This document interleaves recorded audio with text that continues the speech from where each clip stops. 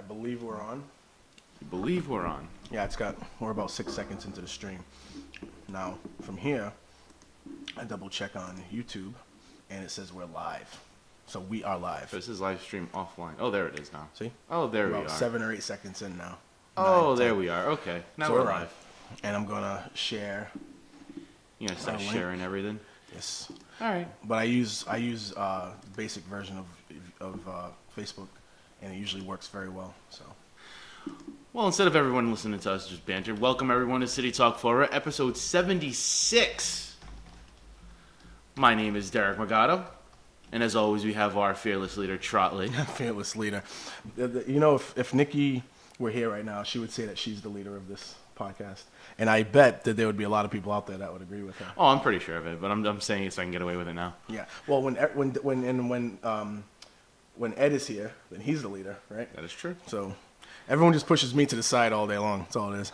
No, it's not that they push you to the side. It's just like when Nikki's here, it's just way easier for her and I to just have like that quick look at each other just because we know we want to say something, and it's going to really mess you up. That's the best part of it all. I'm not even going to lie. Speaking of messed up, I saw that you had some fun yesterday when somebody said something nice to me, and I mixed them up with a different person. Oh, yeah. On my social media. That was great. Oh, my dear. I found that hilarious. Because Bob and Rick look like the same name. Well, it's pretty close. As he almost drops his food. The Barlow part was the. Well, yeah. Anyway. But still, it was funny, regardless. Me and Derek went to a really, really nice wedding reception last night, and there was a lot of red juice. A lot of red juice. A lot of red juice going around. AKA vino. Yeah, it was delicious. And, of course, there was other kinds of alcoholic concoctions that we were all imbibing. I'm going to go with juice. There's a lot of juice. There was some shots. There was some alcohol. There was some beer. Juice. It was great. Sure. We had a great time. Danced it off. Took some weirdo pictures here. Dude, I still think that bottom one was here on our was the most epic. Podcast. We can actually cut to the camera for a minute here. Oh, really? And show me and Derek having a great old time at Frankie and Melissa's wedding. It was a pretty good time. Yeah, it was. Yes, I'm wearing a tie today. What's up, buddy? Don't pay attention to anything back there behind me.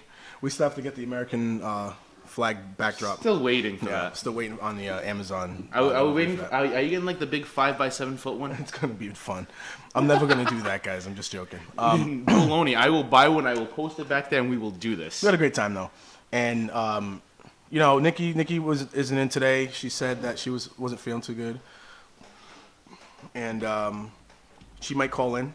So if anybody wants to know the number, it's 774-955-0533. Very impressive that you knew that. Go ahead. Go with it, Derek. What? Go with the number. You want to do it. I always do it the first time. You always do it the second time.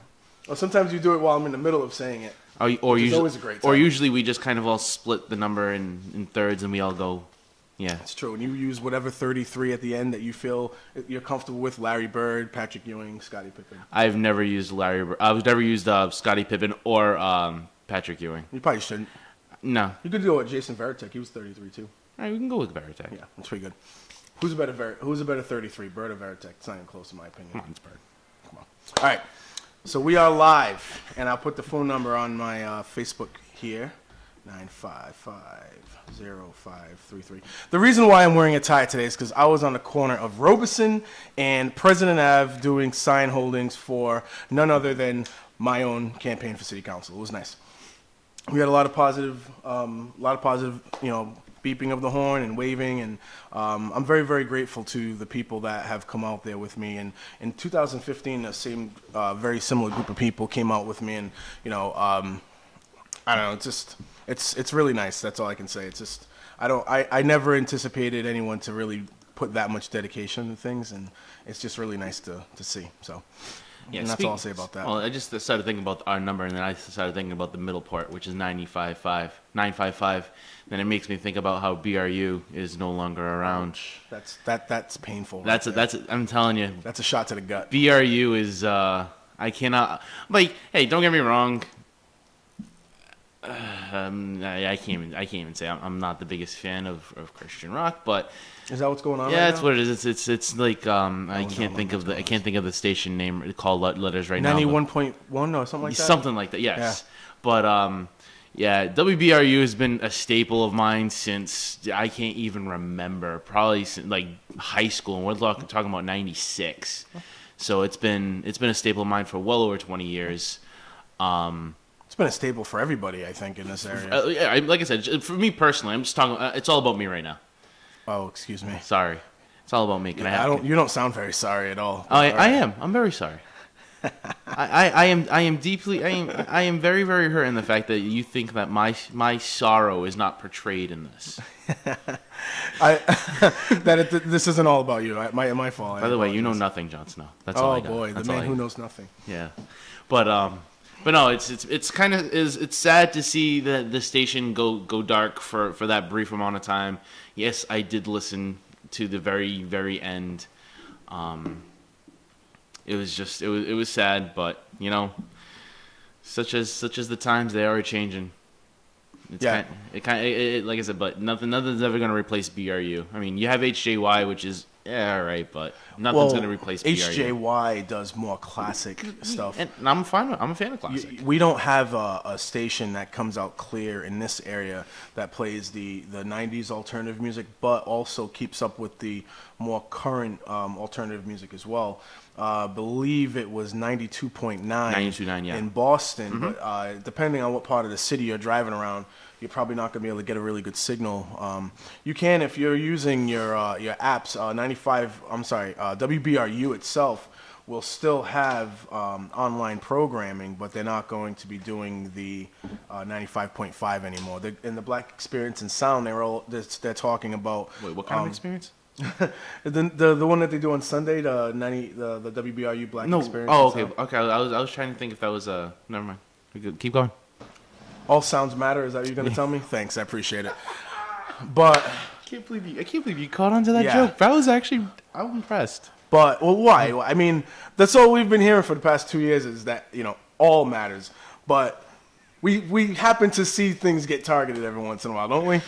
Anyway, love it. Anyway, moving on. Anyway, I believe that they're going to try to find a station that's going to do that Sunday programming if you like that kind of thing. I mean, I know my grandmother used to just blast 95.5 on Sunday afternoon from the morning she woke up to the night, when she went to bed. So there are people out there that I think still appreciate that music and that channel. So I'm hoping that they do that. So, but that was a good call on the 95.5. Yeah, you got to remember that the mid '90s are like the boom of the alternative scene. You have all the indie bands that made it. 311, Nirvana. You have all those guys. The pretty much the Seattle scene that came alive. And Southern Cal. And SoCal. Offspring. Yeah. Yep. All right, we'll call it West Coast. Yeah, pretty much. And then you have all of the offshoots that came off of that. You have that sound that came out, and then you have everything that came past that. The Linkin Parks. That because they were the ones that kind of fused the hip hop and that kind of alternative rock sound. And they put it together, and they did really, and they've done incredibly well with it.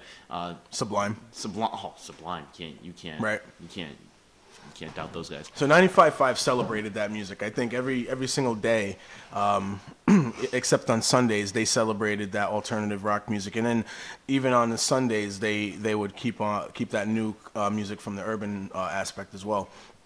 It was the best channel we had in this area, in my opinion, as far as music goes, by far. A really good blend of everything, and now we're stuck with the same 5 to 10 songs on rotation. Justin Bieber and all this other garbage that's out there right now. Yeah, exactly. So it's unfortunate, but I hope that maybe someday. Somebody misses what 95.5 brought, and then they decide to get together and maybe bring it back or bring something like it back. I would love to see that. But if you still miss it and you go on the internet, I believe WBRU itself is online now, and they are still playing that same group of music and keeping up with everything in our in the alternative music genre. So let's keep it going. We have a few articles up here, but we had a lot going on. We missed. I think the last time we did a show together was a couple weeks ago. I called in because I was in my expedition in Las Vegas. Yep, but that was fun. One of the biggest things that they were talking about here in Fall River was liquor licenses. Right? Derek's putting his head down and just shaking his head no. That had to have been the longest citizens input period ever. Now, just to kind of give everybody a little bit of a heads up as to how I listen to this stuff.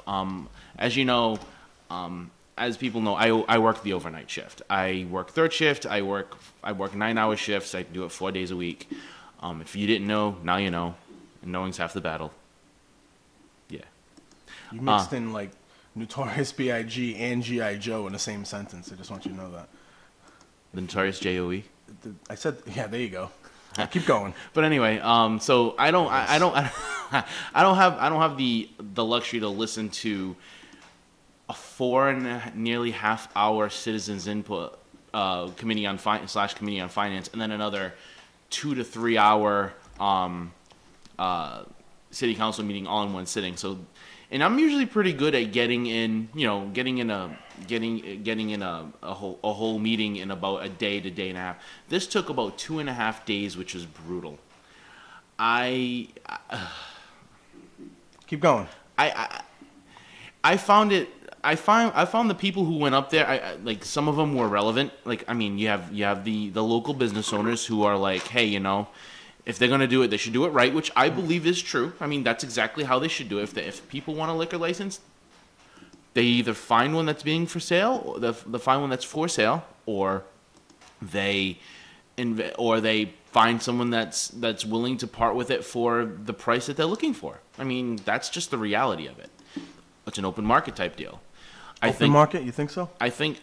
Well, here's the thing. You have people that's livelihoods are based on that. Mm-hmm. They open a building based on that. Okay. So a lot of the cost of the license isn't just having the license. It's the building that they have, the upkeep that they've had to do to the building, the inventory, the stock, everything. Their livelihood. They're banking on the money that they're making through that business to support them year after year. So you may have initially bought a license for $150,000, but then you have a building that you also either lease or own. You have the inventory of the alcohol that you now have. So all of that money gets put into it, plus future years of potential profits and sales and profits that you're going to need to now somehow not deal with, that you're not going to have anymore. Once you sell that license for what they were looking for, maybe $300,000. That $300,000 is a lot of money around this area. I mean, I'm not going to lie. Derek, I would argue that every single human being that wants to run a business is trying to raise their families and support their livelihood. And I'm not taking that away from you. And the one thing that keeps businesses honest, that keeps prices honest, that keeps the market honest when it's free, when it's truly free and open. You used the term open, but I think you were implying free market, correct? Am I wrong? Sure. All right.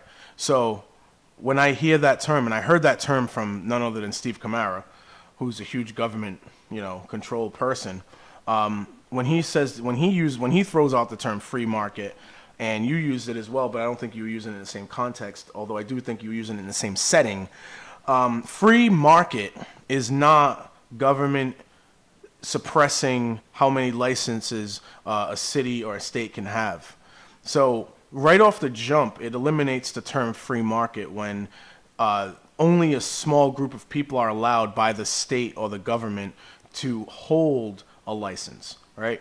So right there, right off the jump, it eliminates it from being free. However, within that little realm of people who do own these liquor licenses, now they are, quote, free to sell these licenses for as much as, quote, the market allows. But it's unfortunate because it shows, in my opinion, it shows that if we actually opened it up where there weren't so many restrictions and people could have licenses and people could either have them or buy them from the government, whatever they want to do, and create real competition throughout the city, then you would see what the real free market is in this city as far as liquor goes, and then we would be able to make a real assessment as to, you know, how this market is really going to affect our city and our economy. But we're choosing to allow the government to dictate who has what, and then you end up with a city council meeting looking for a home rule petition because now we want this business to be here. Now we need this business to be here. This is a business that's going to bring millions of dollars to the city, that's going to bring jobs, that's going to bring all this stuff. And here we are with these two multi-million-dollar gentlemen sitting at a table full of, you know, city councilors that have never in their lives even sniffed the kind of success that these guys have in those chairs. And here we are watching them beg the city for licenses. And I'm like, are you guys kidding me? That's the reason why it's not a free market, because you had these two gentlemen who clearly are going to help this city with a business in Fall River have to play politics. Literally, and I'm not trying to sound like Rob Mellion, because if anyone watched that meeting, they'd see how Rob Mellion looked in all this. But he was not wrong when people were playing politics. I'll tell you that much. He was not wrong. I didn't like his approach. I didn't like how he came to the table and did what he did. But he was not wrong when he was saying that people are playing politics here. And it's just an absolute shame and a sham, take the E away, that we had to watch that, because clearly this is something that the city needed. And there were a lot of businessmen. There were a lot of businessmen from Fall River, people who stated that if this business comes into Fall River, they're going to put us out.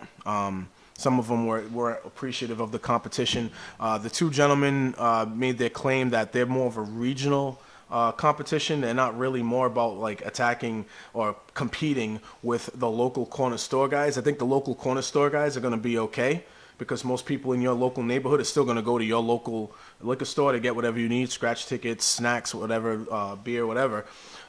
They were looking at more of drawing people from the Tiverton, Rhode Island area, more people from the Westport area, people maybe from coming over the bridge from Somerset and Swansea.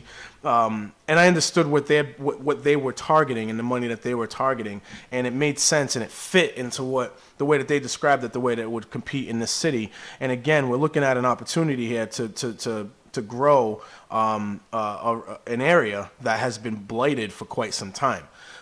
There's no way in God's green earth that we should have been in a position to turn these guys away from trying to actualize the businesses in that area, in that Stop and Shop area. I'm sorry, in that Harbor Mall area, where let them actualize the businesses that they want to do.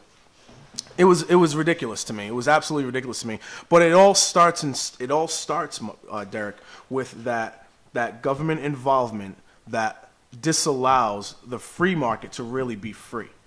And I, you know, when Steve Camara brought that up, I just almost jumped out of my seat, because there is a free market dynamic going on with those licenses, because only a few people can hold them, and so you get to sell along the way, and people can make a lot of money selling those licenses in that context.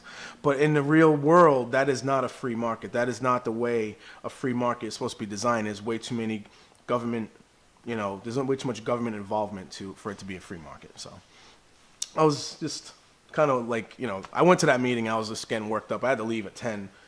I think it went all the way to 11:30. No, that meeting went to well over 1 in the morning. Bunch of crazy people. Poor Steve Long. Poor Steve. Poor Steve just wants to go to these meetings, get the job done, go home. He doesn't have time for all this yelling. Ain't nobody got time for that. Ain't nobody got time for that, man. That was your opportune time. You are a child. You have you seriously are the most. You have no what is it? Attention span. There it is. Oh, here we go. Nikki disagrees with me. Thank you. I have grown up in that blighted area. Hey, I grew up in that blighted area too, Nikki. And agree with Pam Liberty LeBeau. We don't need any big businesses taking any more away from small businesses like Guimond's. I like I said. I mean, Now that you finished your point, now that you finished what you said, now I kind of want to reply to what free you market, did. baby. Now here's what I want to reply with. They state that they're not going to take away from the corner store liquor place. But here's what's gonna happen. Everyone's going to want to try out and see what's going to happen in these places. They want to go in there. They want to take a look. They want to investigate. Like, hey, let's check out this new store. All right, so now they're going to go into this store. They're going to probably purchase something, maybe. Okay, they're probably just either going to look around or they're going to purchase something. Then they're going to probably realize, hey, maybe this is, and maybe it's a little better than what I have in the corner store. So now they may start considering going here. Do you know what that's called? Competition. That's fine, but when you have a set amount of, when you have regulations, and if it's the state that sets them, that's fine. Though, but there's a reason why you're only supposed to have so many per population. You know, there's reasons why that you do this. I think sometimes the government wants to eliminate competition. I don't see it that way. I think that there's reasons why you only have X amount of places where you can buy liquor, X amount of places where you have bars, X amount of restaurants that are allowed to serve alcohol, which pretty much all of them do. Okay. So I think there's a reason behind it. I mean, you can't. I mean, we're not the wettest city in the world, though. But no. You have much wetter cities in this state. Redevelopment Authority study determines Fall River has room for more liquor licenses. I disagree with that. I'm not the Redevelopment Authority though, but I don't think that we need more alcohol. Granted. I'm not a huge drinker, even though last night was pretty much you. I have evidence saying otherwise. Yeah, I think everybody at our table has evidence saying otherwise. Right. But I just don't see that there is a need for more. I don't. Sorry, that's just my personal. Well, opinion. it's not. I don't think it's my call or your call or the government's call to say that. If we're really a free market, if we're really about free competition and seeing what businesses can thrive the most, then the market itself will determine that, not us, not government, not Charlie Baker or Jason Correa or Linda Pereira, whoever. Do you understand what I'm saying? I think that if we really want to see how well businesses can thrive, we need to take the government involvement out of it and give people an actual chance to run their businesses and see how much it can thrive. I don't think, how people always go to the extreme. Just like when people were talking about trash, right? We were talking about, hey, we should get out of the trash business and allow private businesses to provide to the homeowners, right? And what was some of the people saying? Oh my God, we'll have trash all over the city, blah blah blah. The same thing was going on when we said take the government out of this whole liquor licensed business and let free market really reign. People are like, oh, there'd be a liquor store around every corner. I don't believe that to be true because it's actually an expense to run one. So if you're going to open one around every corner, very likely they're going to close very quickly if they don't keep the competition up. So you're ultimately going to see who's going to rise to the top in that. That's just the way it goes. And unfortunately, we're never going to see that because there's way too many people that have this mentality that the government should intervene on how businesses run themselves. I think you remember, I don't know if you remember a while ago, but one of the city council candidates, Ian Thompson? Not really. Whatever it is, Tompkins, yeah. Right? He was arguing with me about government regulation, and we need more government regulation in businesses, and the government should determine how much businesses can pay people and things like that. And I said, if you let the government involve itself too much in the business, you're going to take away that free market ability. You're going to take away from people who can't afford to pay these people that price, and so therefore they got to go completely out of business. I'm not saying that government should be involved. I'm not saying that you should have a government involvement in a store directly. I just think that when it comes to this specific topic, which is the whole liquor license deal, I think that there are rules in place for this reason, for the exact reason that we've been talking about. There should be a limit, and even though there is an article saying that we have room for more liquor licenses. Mm-hmm. I find that very strange because over the last 4 or 5 years, hasn't the population of Fall River gone down? Oh, we got. Oh, go ahead. This just in. Oh, you gonna read it? Yeah, this just in. So Nikki is texting us throughout this thing. So Nikki comes back with, why didn't the owners of the mall put any money into it for all those years? It's a consistent problem in Florida where a big business comes in, promises jobs, then never puts any money back into the city or the business until they get more tax breaks. Rob Million also stated, and I quote, the demographics in the South End are changing. What, I can't say that word, but Whiskey Tango Foxtrot. does that mean? Of course, he had to add trot in there. Just the way that the they notes look are the used same is to me other than Tiverton opening the casino, which is a great point because you do have Tiverton opening a casino not very far from that location. So you are going you are going to have potentially a lot more traffic hitting that area because Tiverton's going to have that casino. That's a great point. I didn't even think about that. Tiverton's going to have the casino over there. So now you're kind of catering to the folks that are going to be in that area. I mean, if that was Nikki, you can keep going with that. You have people that we're catering to that. You know, we're going to put a Denny's in there. We're going to put a breakfast place in there. We're going to have Grill 110, which I am actually very excited to have Grill 110 in there. I'm very excited. I think when you see my reply to Nikki in the text messages, you're going to laugh. Oh, dear God. There are 2 housing projects near the mall. What demographics is he referring to? Dear God. So I want to shout out to Nikki by thank you very much, Nikki, for texting us in the middle of the show and letting us know what your opinions are. I want to encourage anybody to get involved. 774-955-0533. I take the side that we're not in a position to turn businesses away, just like Amazon, just like a lot of other things. We're not in a very good position economically in Fall River to turn businesses away. So if we are in a position where we can expand certain businesses, and I'm willing to deal with the fact that other businesses in the area are going to have competition if it ultimately expands our economic success.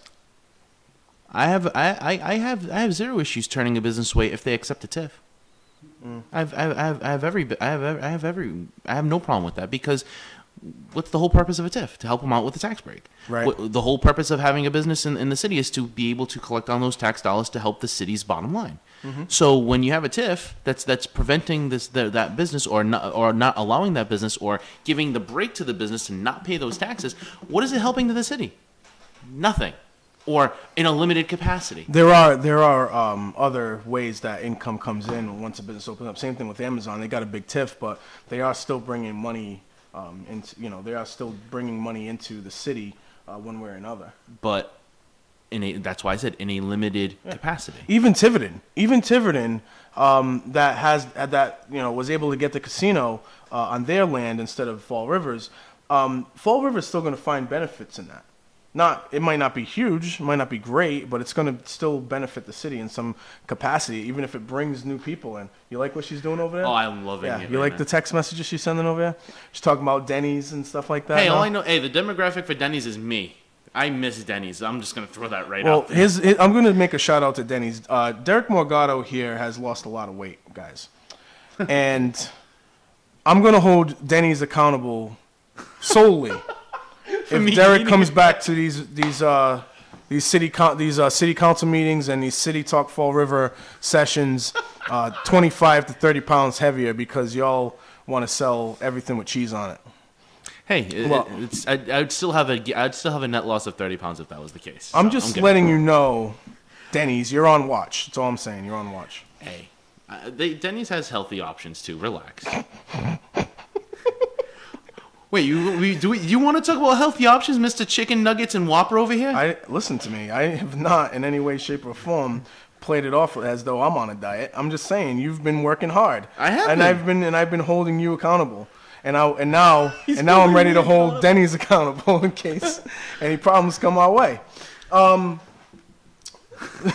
Nikki is on the text. She's talking about TJ Maxx, AJ Wright, Ponderosa. Ponderosa, yes. Yes. Let's bring that place back. Old Country Buffet, right? Yeah, bring it all in. I'd do Ponderosa over Old Country Buffet. We should have David Mead on the show because David Mead. Hey, listen to me right now, okay? Everything that David Mead talked about on his show out in BCC in 2014 and 15 is coming to fruition as we speak. He's a modern day wow. I mean, he's Fall River's Nostradamus. Let's be real about it. He called it all. He called it all. And I think he wants to get a. Was it a Texas Roadhouse too? I don't know. I think it was the Texas Roadhouse. He basically wants to turn Fall River into North Dartmouth, which is great, I guess. Well, hey, in a way. The only thing that we don't have that hasn't come to fruition with him is the theater on South Main Street. Oh, I think that they were talking about something over there too. Capitol Theater. If that comes back, then I will see. I won't. I don't think I'll vote for him, but I will give him a ton of credit for having that kind of foresight, if you will. Oh, Nikki is going nuts. I love it. My guess is that Fall River could provide the TIF incentives that I think other places couldn't provide. That's the same reason why Amazon's here too, as well. Like I said, it's weird. It's a weird dynamic because you have Mr. Fiola from FroEd, Fall River Office of Economic Development. We call that FroEd, if anyone's listening and doesn't know what that means.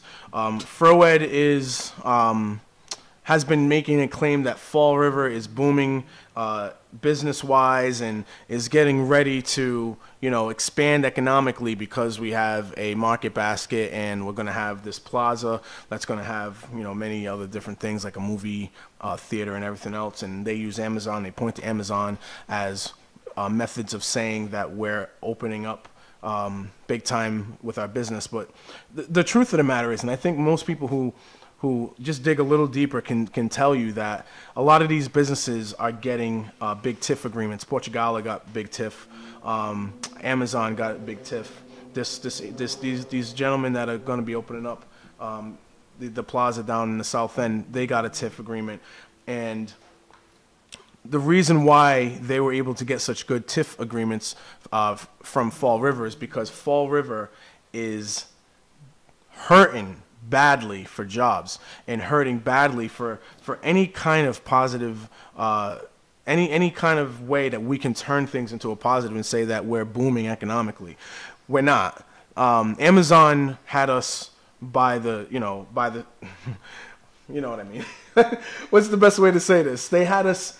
They took advantage of by the junk. Yes, they took advantage of us because of the fact that we needed this to happen. There were other places that they could have easily built, but they built it here because we were able to give them the best tax. No, because incentive. you can make it here. You don't remember? No, it had nothing to do about the slogan or anything like that at all. It's because we can't even sell the King Philip Mill without drama. Like we are struggling so bad economically that we have to give these TIF agreements. We have to lay down a little bit to get these jobs here, to get people going. And Nikki just actually made a really good point. Yeah. If the casino wasn't being built, would any of this be happening right now? I'm almost sure it wouldn't be. I'm gonna guess no, but maybe. There's no way for us to answer that unless we actually have a conversation with the people who are involved in all this development right now. So I think that's probably, I think honestly, and but Nikki's texting me that she said, quote, hurting for jobs, Amazon caved and filled the jobs they have. That has no bearing on why we still had to open up Amazon here though. I mean, I agree with you. I'm not in disagreement with you that we still need a population that is qualified for the workforce. And that, as a matter of fact, Nick, I had a conversation with a guy on my Facebook page. I made a Trottley City Council page, and a guy jumped on there, and was like, "What's your position or what's your feelings on panhandlers?" And ultimately, because I didn't say exactly what he wanted to hear, I ended up with him telling me that this is a blight. Again, blight is the big word now on the city. That we need to get them out of there. We need to get them all jobs, and we need to pick them up off the street and drive them to the career center. And I'm like, sure, we can do that, but are these people qualified for the job market? And that's something that you just got done saying about Amazon, is that they opened up this big facility, but we may not have a thriving population that's qualified for this facility. And I think we're saying the same exact thing. We can't pull people off the street who are holding signs for the past 2-3 months, probably homeless, I'm guessing, throw them to the career center, and all of a sudden they're going to just turn their lives around. There's a lot more in between that has to be done in Fall River if we're really going to dedicate ourselves to economic development, and that is, are we going to have a population training to qualify for the job market? And that is the in-between and part of the in-between. I wouldn't even say that that's the full in-between, but I think that's a good segment of in-between that we need to connect that dot together. That's the part of the reason why I've been wanting and hoping and praying that somewhere along the way we invest in a 4-year college to try to qualify some of these people for this area and to open up businesses in this area with the qualifications that some of these jobs need. Not all of them. Not everyone needs a degree. Not everyone needs a diploma. But a lot of jobs are out there that do require these things and require at least to show that you can put together a experience and a resume. And we need that. All right, so we got another one. I wish Nikki was here. Nikki should just be here. Why don't you just call in? Yeah, Nikki, call in. Why don't you stop just texting me so that way I don't have to pause? People can work at McDonald's making $11 an hour. Well, it depends. Well, aren't we? Isn't there a fight for 15 going on right now? Well, I think they're gonna decide whether or not to raise the minimum wage, but all that does is inflate the market, in my opinion. I agree. No, I mean, I don't think we'll love to see $15 an hour as a minimum wage. I mean, 11 in this area, in this city. Mm-hmm. I think is a pretty decent start. If the government's going to determine wages, then we need to find a mathematical equation that's going to give incentive to people to remain at the top if they are top earners, and also give people incentive to continue to try to work up the ladder. If you just simply give, then people are going to work less for what they need to earn. And that's the truth. So, all right. Nikki, can't you see? Call in. Where's she at? Maybe I have to call her. She'll call in. The number is 774-955-05. Larry Bird. 3. That's more like it, Derek. That's more like it. You interrupted me. We haven't interrupted each other while we're going. No, I mean we've been pretty respectful. Yeah, I like it. Yeah, it's not like city council. Handshake. I like it. It's not like the city council where we have all the last 70 episodes. There's Nikki right there. There we go. Regulators. Ringy ding ding. Hey Nikki, how you doing? Good. How are you? Not bad. What's up? How are you, D? I'm awesome. How are you? Wonderful. It's not the same without you here. It's better. I know. No, I need my tag team partner to beat up on Trot. Hello? So what's new? Oh, you've been listening in? Yeah, tell us. Yes, I have. So I give it missed to like us. 5 minutes ago. Well, do you feel as though the government should be involved in this, or do you think that they should allow the free market to be free? Well, I like the free market to be free idea, but unfortunately we're not there right now. And right now the only reason that we're having this discussion is because somebody doesn't want to pay $500,000 for a license. Do you know that they ended up getting it? Did they? Yeah. I have the article. I'm not going to read the whole article because there's really no point in that. But it starts off basically with the great sentence. The South Coast Marketplace will have a big liquor store when it opens up this fall without the help of politicians. And they ended up paying, I believe, somewhere around $300,000 for their license. Yeah, but that means somebody else must have sold it. Or somebody else sold it. Guys, exactly it was Mr. St. Pierre, one of the people that went up there during Citizens Input and was against it. He ended up selling it for $300,000. Good. Yeah, but good for him then. So, if that's what he wanted to do, then that's what he wanted to do. That whole meeting frustrated me that we were even there, and out of nowhere, agreed. You have two city councilors coming forward to put through the home rule petition. They pick and choose when they want to do it. So had this been something they had done when nobody needed a license right now, it wouldn't have bothered me as much. We're right before an election. You know, they want it to look good on their resume that they got this South Coast Plaza thing opening up. And I think it's one of the worst things that could have happened to Fall River in a long time. Yeah. I mean, it didn't make us look good at all. No. You know, it just bothers me because when you look at who still owns the property, I'm pretty sure it's the same people who owned it 20 years ago. They're just using a whole new name, a new business now. They do all that LLC stuff. Yeah. And when they talk about the South End has been blighted for so long, well, why has it been blighted for so long? The property owners, the business owners, not all of them, but some of them, such as the ones who owns the Harbor Mall, didn't put any money into it. Right. They put nothing into it. Right. So when they do that, right, I sit here as a lifelong South End resident. I watched that place and many others around go to nothing. We allowed Walmart to come in. The moment Walmart came in, every other small business around started closing up. And you all know this.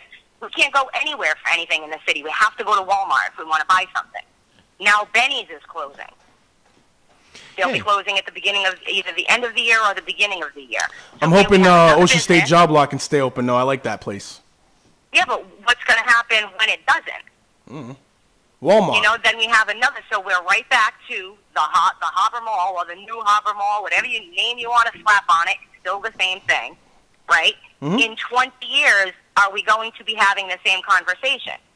Because I keep repeating myself. I read an article about TJ Maxx wanting to open up at the South Coast Plaza, and it made me laugh. How easily everybody forgets. They had a business, AJ Wright, on Airport Road, right? What, they were there for 2.5 years, and how did they close up shop? They sent a fax. 2,000 people were out of a job through a fax, and we're going to go and be excited because they want to open up another store in the South Coast Plaza? How easily we forget that certain businesses open and close. It's great that you want to open during the good times, but if you're going to close during the bad times, where does that leave us? I really don't know what like if they are open during the bad times, they're not going to be able to stay open during the bad times. But in essence, they're using us then. Because if they're opening up again and they're getting a TIF, what the hell is that? It's not giving anything to the city during the good time. It's giving to them in their pocket. But, I mean, I'm just saying, I don't even think that they can, if we're in, quote, the bad times, that means that they're not getting any business, so they can't even stay open.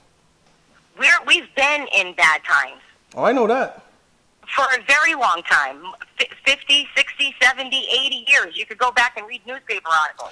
Well, I think there's a dynamic where when they sign a TIF, right?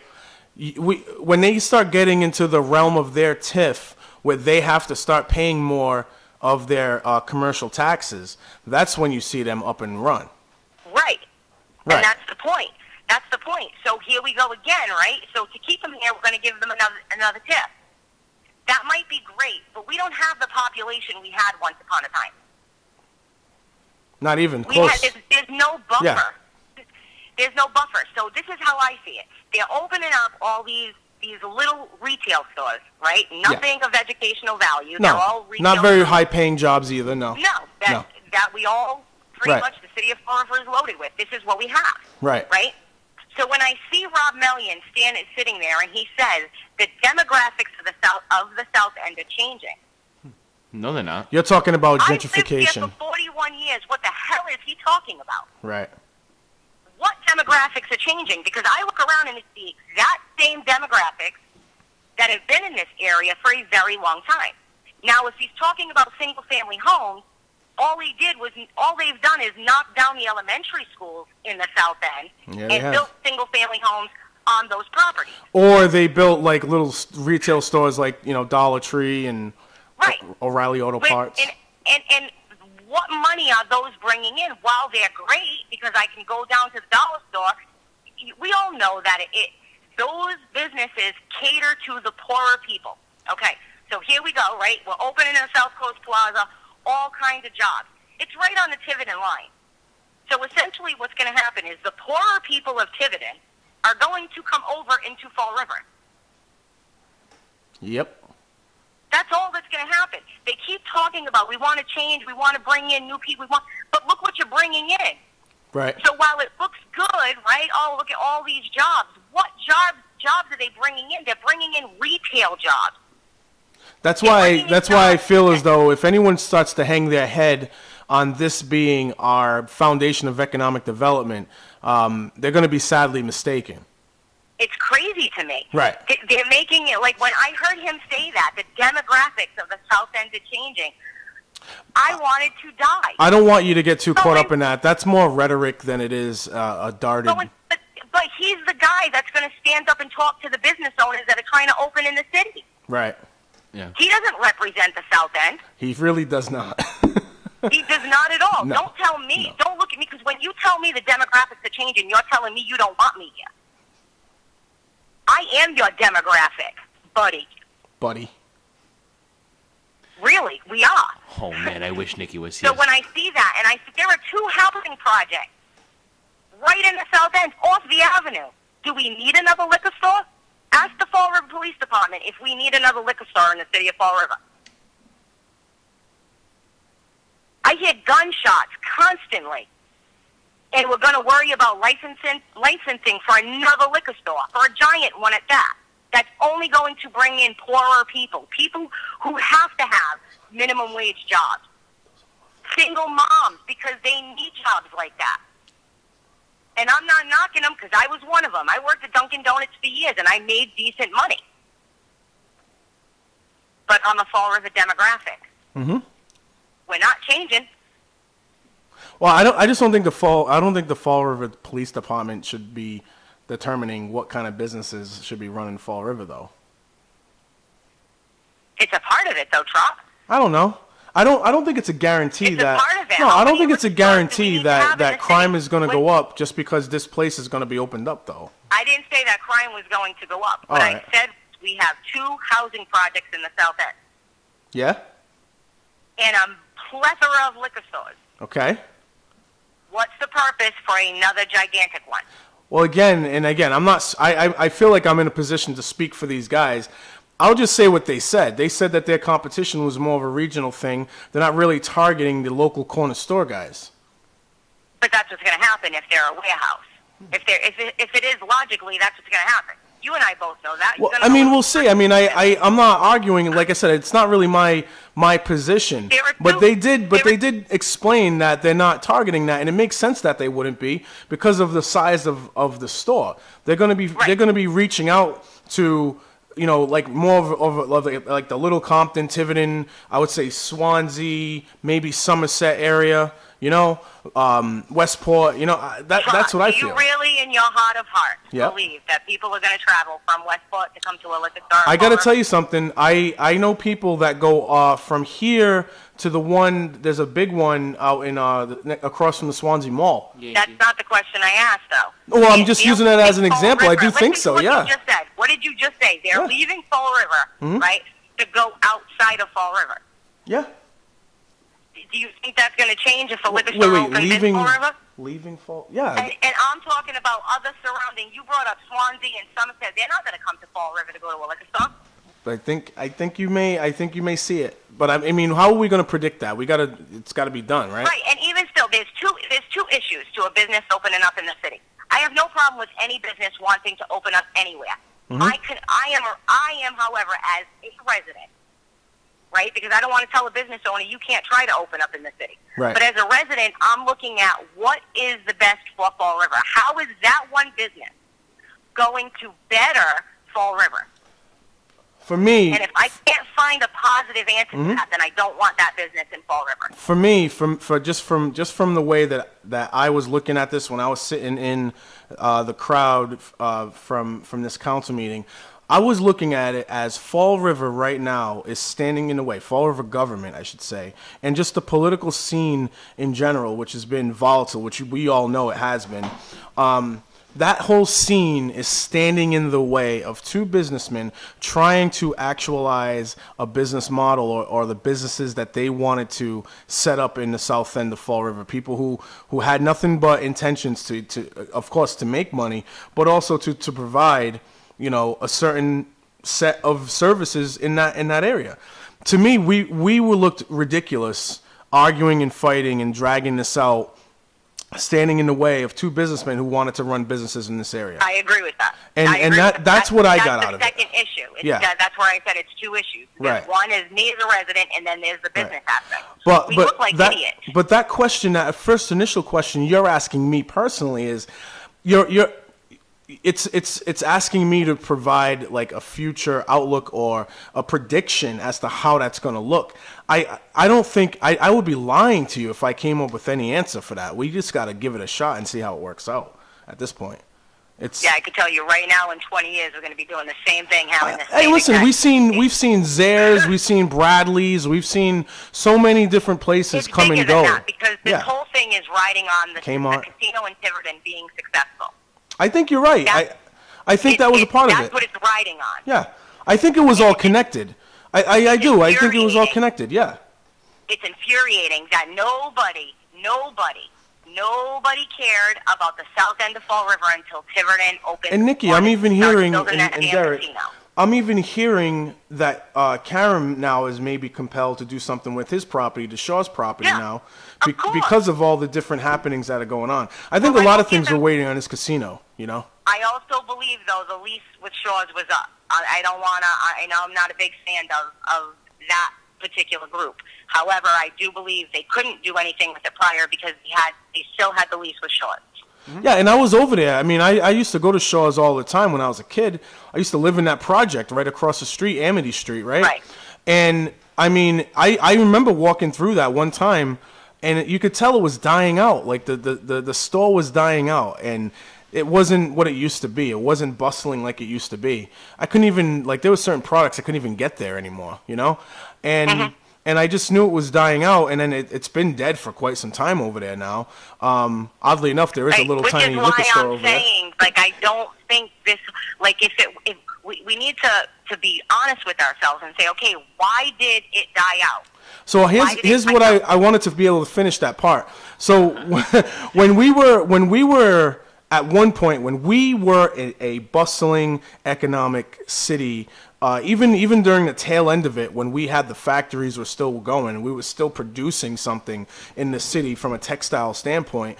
We had genuine jobs with a genuine demand, with people were making decent money and working for decent wages. And then these little miscellaneous retail places were able to thrive based on that bedrock, based on that foundation, that people in the city were working, people in the city were producing, and people in the city had these factories that were also paying into commercial taxes, right?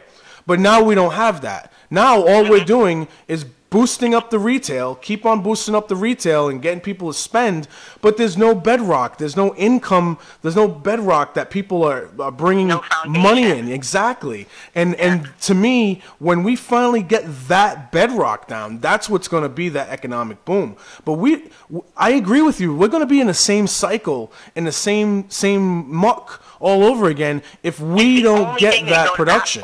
I'm sorry? It's the only thing.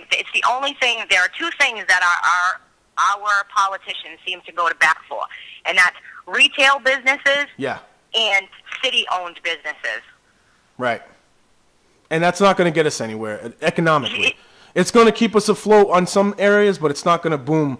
It's not going to get us that economic boom. I'm sorry, Derek. I know that you've been off to the side a little bit. You know, I've seen many small businesses in the city who've been in business for 20 years put money into their businesses.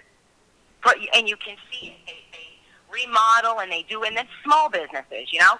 And then it's like you hear this one's getting a tiff again, and then I could just see it, the same thing, like everybody's clapping. I love Denny's too. I'm a Denny's girl, but it doesn't mean that I want to watch it open and close. So I used to live at Hobbit Terrace when I was a little kid. I could talk about my project days all day long, right? So I used to live in Hobbit Terrace before it's Heritage Heights now, right? And my mom used to take me to Denny's right there on Milliken Boulevard, right there, all the time. Used to love that place, man. Yeah, and why did it close? I'm going to take my mom there. I think a lot of businesses closed down around the same time that the economic bedrock, like I keep on using now, when that died out, people just didn't have any money anymore. It was better to go to Seabra, or at the time Valueland, and buy your groceries, you know what I mean? And cook your eggs and cheese and whatever else, and pounds of cheese on top of your eggs. That's what Denny's does, by the way. And do it at home. That's the cycle. Huh? I said that's the cycle. That's why I keep on saying that. I hope that Melian and whoever city council is and whoever is for Froed and whoever it is for the mayor, in the future, I hope that they're not banking on these retail places as being the foundation of our economic development. I do think that Amazon has the potential to be a bedrock. I don't think it is now, but I think it has the potential to be, because it's a job that has a high demand, because Amazon is a booming industry, and on top of that, it's something that people can work their way towards and actually have careers, long time careers doing. Whereas working at a movie theater or working at Stop and Shop, it's only going to take you so far, in my opinion. Okay, but here's the thing, though, Trot. Is Amazon a long-term job? When you look into Amazon, right, and I love Amazon too, right? I'm not knocking it. Right. But the reality is, when you look at Amazon, right, and you look at all their the facilities that they've opened, as soon as the tip is up, they're out. No, I agree with you. That's what I'm saying. That's why I said it has the potential. It has the potential. So, and then you've got kids that are going to college. I'm going to tell you something right now. I have a daughter who is 21 going on 22, and I have a daughter who is going to be 14, and neither of them have a desire to work at Amazon. And I'm not saying that everyone's going to come out of school wanting to work there, but I just think that there's an opportunity there, or a potential opportunity there. But right now, as is. But the problem is, it's just not going to.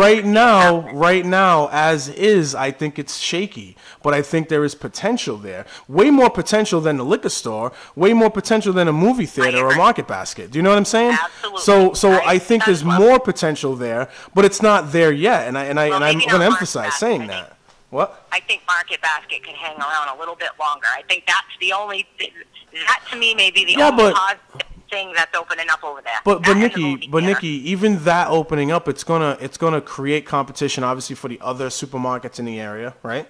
And there's one right across the street that's gonna get a lot of competition now.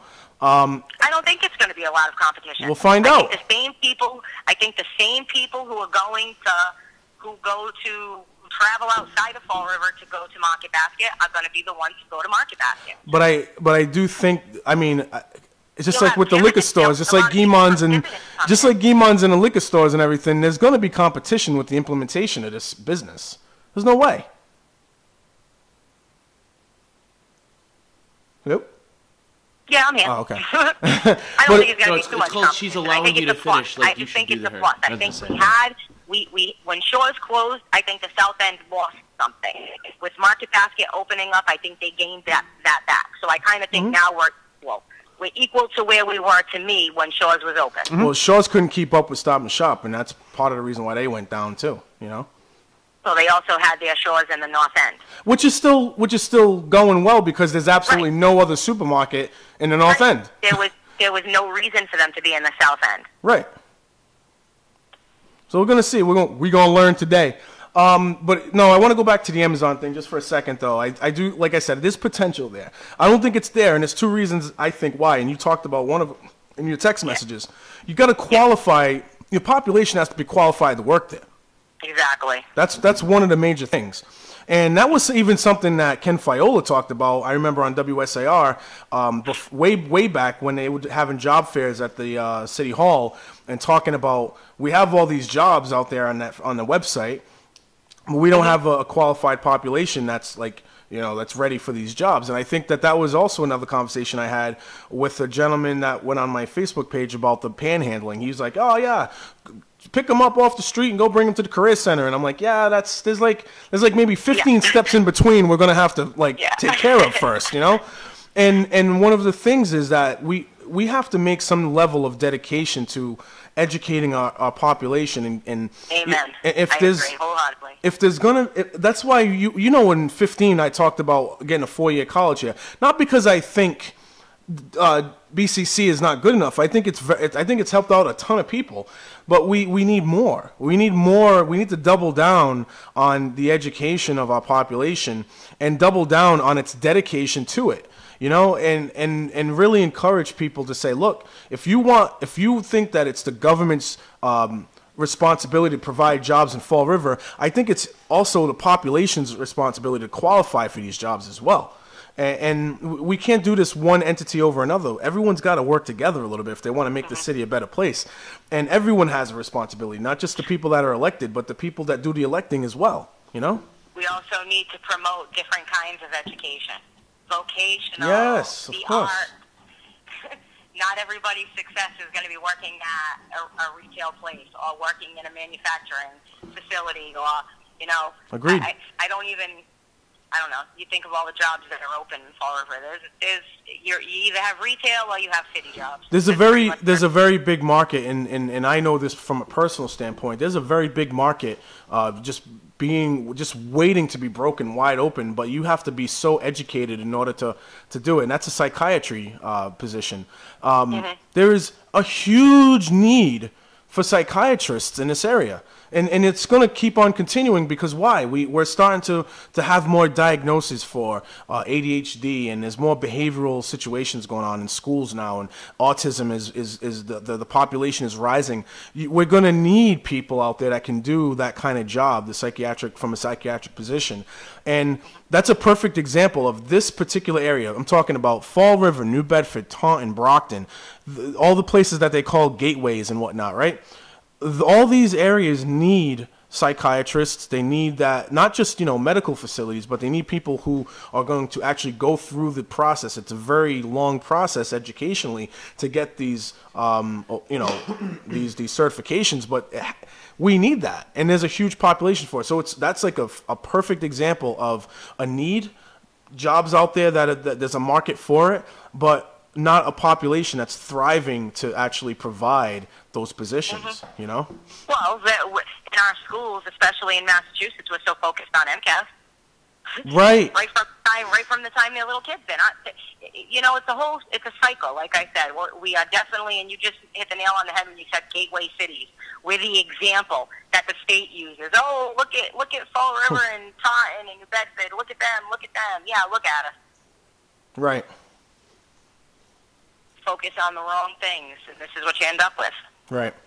Walk down the street, and these are things that I was bringing up again. How and actually you and I brought this up from the first day that the budget was proposed by Jazel Carrere. I'd say about maybe a month or two ago. Remember I showed you that pie chart, and that pie chart showed 5.7% going to the maintenance of the city. And somewhere around 10.5% or something like that going towards retirement, right? And how there's a huge glaring need if our futures financially is going to get any better, we have to modify that retirement system in order to take off that burden and maybe expand some of our tax dollars into the maintenance of our city, not to salaries, not to benefits, but to the maintenance of our city. We need a steady income dedicated to that, and all we keep on getting though is this benefit this, and we've got to pay this guy that, got to open this position for that, got to get this grant money here for this. That's the divide in the city. When I say they're either retail jobs or they're city jobs, that's what I mean. Yeah. That's what I mean. Yep. There's nowhere in between. You could either work a retail job or you could work for the city. Nikki, you sound fine to me. You sound healthy. Your stomach sounds fine. Everything sounds fine. Why are you not in front of these microphones over here? What's your problem? My belly isn't having it today. You must have watched that mayoral debate if your stomach's that messed up right now. I actually haven't, because if I hear one more word about a transfer station or anything remotely close to somebody backing a transfer station, I swear to God, I might explode. Nikki, you're safe on this one. There was no talk about that. You can watch it. Yeah, you're safe. I might explode. Like, I don't know how many times they keep talking about, oh, we gotta bring get rid of the privatization stuff and bring it back to the city, and it's driving me crazy. I'm telling you now, if you do not talk about, when somebody brings that up, if you do not bring up the fact that it's simply just the hauling of our trash, I don't know what I'll do. Ultimatum has been paid. I just want you to know that Linda Pereira stated in the debate that she did not support the purple bags. Yeah. Yeah. I'm sure she did. I recall she changes with the vividly. Wind. I vividly recall Linda Pereira during the Sam Sutter administration coming back from a vacation in Florida. And before saying yes to the sanitation fee and talking about how we need to make sure nothing's for free, we need to make sure we pay, she stated that Fort Lauderdale had the purple bags, not purple bags, but she said they had the bags and the fee, and they're fine. Yep. So her making I that... remember. Huh? I remember. So, you know, her making of that statement, in my opinion, should have been on full blast, and unfortunately, we had all four candidates really hyperly focused on pointing the darts at Jazel, that they were forgetting to actually talk about what they have done, you know, and what they're gonna do, what the city's gonna look like when they're the mayor. You know what I mean? And there were a lot of platitudes from the two, you know, veteran. I would say one veteran and one coming around to be a veteran politician in Cabaceres, and that they know how to get elected. They know how to say the right things to get themselves elected. But actually doing the job has been a challenge all the way around. And, you know, Linda Pereira particularly was being challenged by Jordan in that debate, because Jordan he said it a few times. He said, look, it's on record that you did not know how to run the meeting when they were trying to pass a budget. You didn't know how to pass a budget. You didn't know certain things that you could do and can't do. So, and that's in Mass state law, and you didn't even know how to do that. Yep. Linda's response to that. How long? She was a counselor for how long? She said 16 years. So Linda's response to that was, you know, Jordan, it's very convenient for you to sit there and criticize me when you've never held an elected position. And I'm pretty sure a third of her family was in the crowd clapping when she said that, which had her avoid actually addressing the fact of what Jordan was talking about, which was absolutely correct. They all struggled like crazy to try to pass this budget, and they had no idea what they would. These council meetings were stretched out literally hours on end, because they were having such a hard time just passing a simple budget. I remember. And I remember Linda, every time somebody tells me that when they talk about Linda, I remind them, she is the person, she's the reason, one of the main reasons, her, Ray Mitchell, and Danny Rigo are three of the reasons that everybody paid an illegal trash tax. Mind you, and those people were robbed and they never got their money back. True story. And nobody questions that. All these property owners, nobody thinks about that. They wave the South Coast Plaza in front of the property owners, and everybody's like, "Oh, good, maybe our taxes will go down." She's been sitting on the council for how many years? People, think about that. She's part of the reason that Fall River is in the shit that it's in. Yeah, she's got to. No, I mean. And I actually have a question. I recently saw one of Rich Cabaceres' campaign signs. What's up with why did he shave his face for that photo? I didn't even know who it was at first. That's something that he himself would have to answer. I have no idea what's going on there. It didn't even look like him. Yeah, I don't know. I'm like, is he trying not to look like himself? Is he trying to confuse people? So we have the mayoral candidates, in their own words. Jordan didn't get a chance to, I guess, meet the deadline for this, but the four of the five candidates running for mayor. What happened to Pat Higgins? I guess he's not running? He took himself out of the race? I guess? Okay. I have no idea. Anyway, they had the question to pick between education, economic development, and public safety. And Ron Cabral talked about, I'm just going to give you like the first couple of sentences. I don't want to go through everything. But so Ron Cabral's word on public safety was, make sure our police department have the right equipment to run the department. The residents should feel safe in our neighborhoods they attend. And the neighborhood associations, they go above and beyond, which they don't, by the way. Some of them do and some of them don't. They're in our parks in the summer, blah, blah, blah. I just want to kind of get through some of it. Rich Cabaceres. The three pillars that every city budget should be built on are education, economic development, and public safety. Oh my God. All right. Oh my God. Yep. You got something you want to say? Oh, yeah. Here you go. So, wait a minute. What was one of those pillars again? Every time I go down the Richard Cabaceres Road, Derek Morgado has an aneurysm. And wait. I'm sorry. Wait. Did he say one of the pillars was public safety? One of the three pillars was education, economic development, and public safety. Wait, public safety. No, hold on a second. If I'm not mistaken, isn't public safety, doesn't that include police, ambulance, firefighters? That's public safety, right? Uh-huh. Okay. Didn't he vote to cut the fire department's budget by like $250,000? Overtime. Oh, overtime? Yeah. But still, it's still cutting it by $250,000. He cut their overtime. Well, no. Well, stop. Let's not quantify it.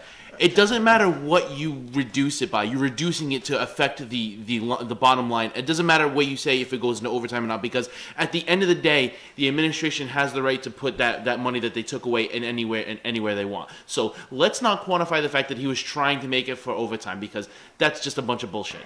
All right, sorry. The fact that he was willing to reduce anything for the fire department, that's one of his pillars, public safety. I'm sorry, you've just lied right in front of me. Well, Derek, I'm not. Far be it from me to stick up for Rich Cap Saracen this, but I will say this. And we always knew you liked. I always knew you liked him. Big fan.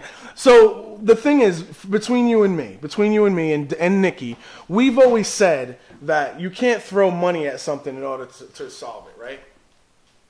So cutting a budget doesn't necessarily mean he is against trying to help public safety. It's not an automatic given. I'm being as objective as possible on this, Derek.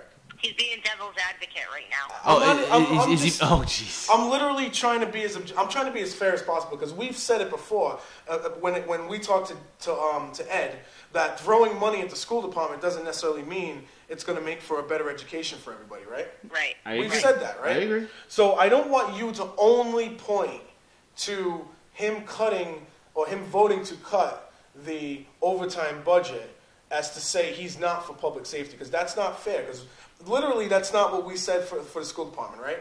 So I'm just saying, strengthen your argument. I'm not saying you're wrong, because there are other things that we could point to here, but strengthen your argument is all I'm saying. And I'm talking to you as someone who's talked to me as maybe wanting to do this one day. So I want you to strengthen your argument here, okay? And if you need some time to do so, do it. But I'm going to continue to go through some of this, all right? Go ahead. All right, cool. I still hold my argument. I'm not going to argue with you on that, but there is a double standard, because I know you don't like this fella. I'm not a fan either. But we got to be objective in our criticism. And for you to say that he doesn't care about public safety because he cut $250,000 out of the overtime budget, I would argue that we've said many times for the school department that we could allow them to cut. It doesn't mean that we're advocating for less education. We just know that there's an abundance there. You know what I mean? We just know that throwing money at a topic isn't always going to resolve the issue. You know what I mean? I would have been against cutting the overtime, because I know that, and Richard should know, because he claims to be a top-notch firefighter at one point in his life. He knows that it's a very unpredictable job, and people can get hurt at any time, and they actually need, in my opinion, they need that reserve in the background. That's why I would have been against that cut. But it is what it is as far as whatever he's all about there. But let me get back to this. So anyway, 3 pillars that every city budget should be built on is education, economic development, public safety. Part of the reason we are in our current state is because we tend to view one to be more important than the other, as if they are not interdependent. This is a lot of rhetoric coming. This continues to be a fatal flaw in the growth of our city. If the approach is to focus on one pillar more than the other two, one pillar will get better while the other two get worse. For example, and you're going to love this, Nikki.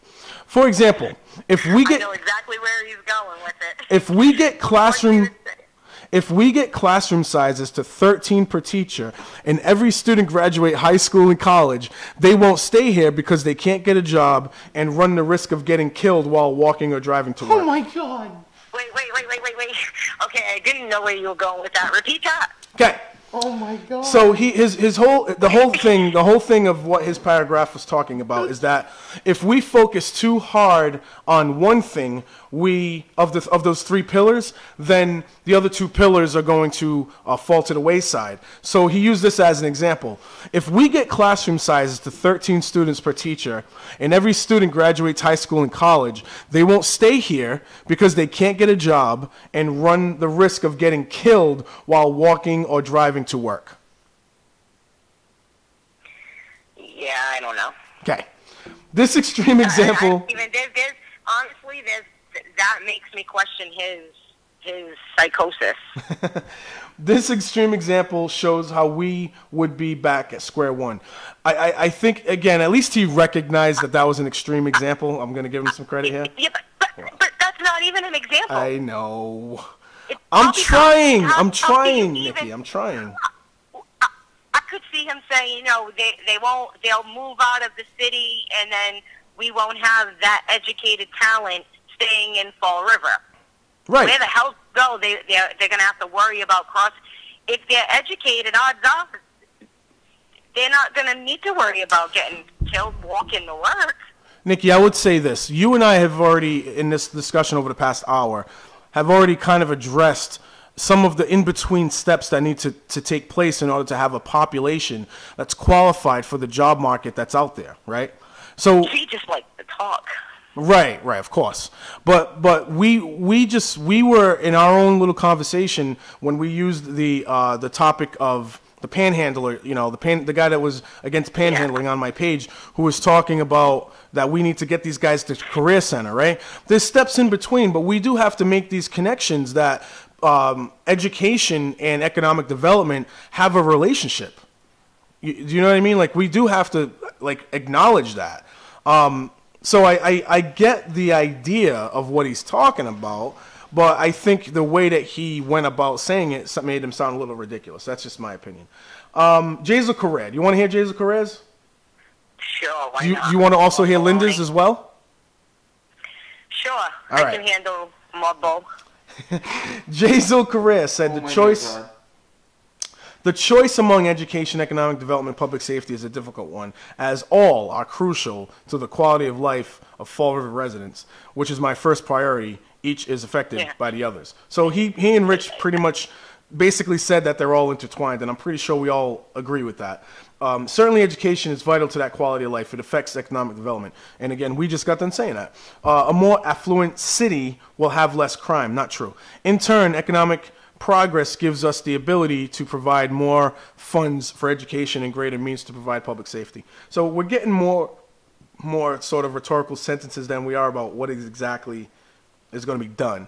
People need to feel safe in their homes and in their neighborhoods. A sense of security at home is a basic human need. If children feel safe at home and at school, they can concentrate on learning. If a city is safe, businesses will not only be more likely to locate in that city, but will be employing people who wish to live in that city. I want Fall River to be a place where people want to live. That's why I have increased... Baloney, good. That's why I have increased funding for fire and police. We are purchasing new fire equipment, and why I put forth a plan to put more police on the streets. I believe he's going to talk about streetscapes. I'm all done with the streetscapes. I don't even want to hear the word anymore. I'm done with that. But I want to just emphasize that I believe he was talking about trying to get the sheriff's department involved in order to get more police on the street in the city. And I think the whole purpose was to have the sheriff's department run the prisons, and then that'll take the police officers that are in the prisons to put them on the street, if I'm not mistaken. I don't know the exact method. I just read very, very briefly about it, so I can't sit here and talk about all the details of that. But I do know that he was looking to coordinate with the sheriff's department in an effort to get more police on the street. So I'd probably need to do more reading on the details of that, but that's exactly the premise of what he's trying to do. And I think that he had opposition from somewhere. I'm assuming city council, but I'll have to double check on that as well. You know, when they say, when somebody says we need more police on the street, what does that mean? Oh, you know who was against it? The union, the police union was against it. Yeah, I agree. Right. Yeah. It was Mr. Pereira from the police union. He used to be my wrestling coach back in Durfee, by the way. Yeah. But he actually had a conversation with me too about putting more police on the street. I met him I just ran into him at Tequila Lime, and he ended up saying that there's things that the department itself can do that has no control. The city council mayor has no control over. It's how they comp their time. If they change the way they comp their time, they could probably get about 4 or 5 more guys out there in the street. So this is something that, some I'd like food to for know thought, what that I guess. means. When they say get more police on the street. What does that mean? What good is it if there are 100 police on the street? I think their implication is that less people are going to be tempted to do a crime if they see a police officer around.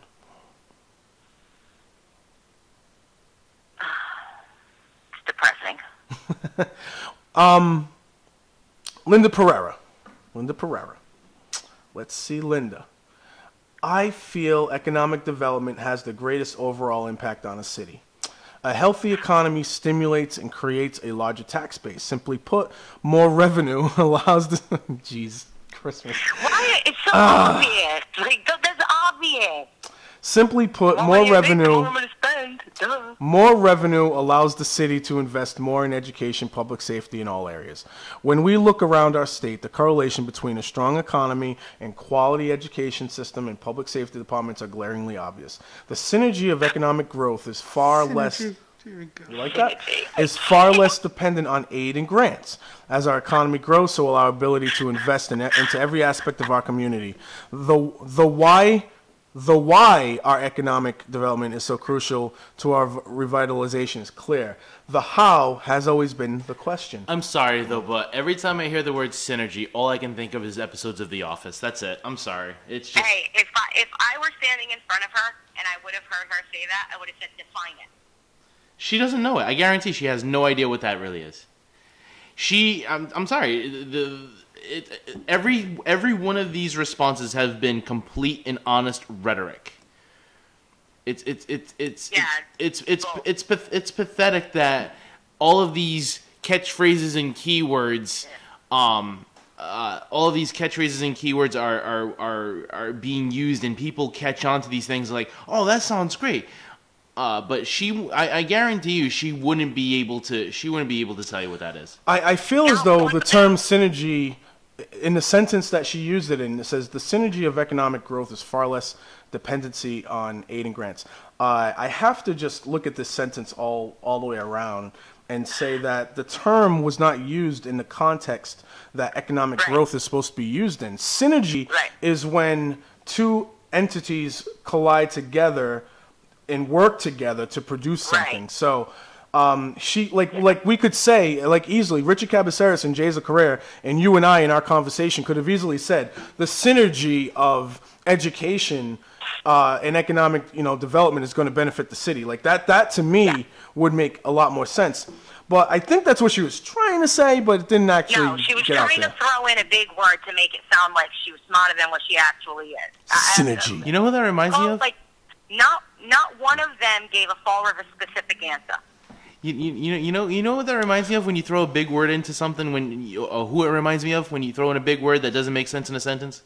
Mike Tyson. or George Bush. George Bush too. Yeah. Mike Tyson. W. Mike. I like Mike Tyson because that was just way better. So I think there was some Fall River specific things mentioned in this. And Rich Cabaceres did say that people can't get jobs and run the risk of getting killed while walking or driving to work. So I mean, if you look up the news, that might be very Fall River specific. Attracting, this is back to Linda. Attracting new businesses and jobs into Fall River will always be a priority. However, keeping existing businesses alive and growing and allowing me to put signs on their property has always been a... No, wait, I'm sorry, I got that wrong. You didn't. She didn't. It wasn't there. Attracting new businesses and jobs into Fall River will always be a priority. However, keeping existing businesses alive and growing has been giving too little attention.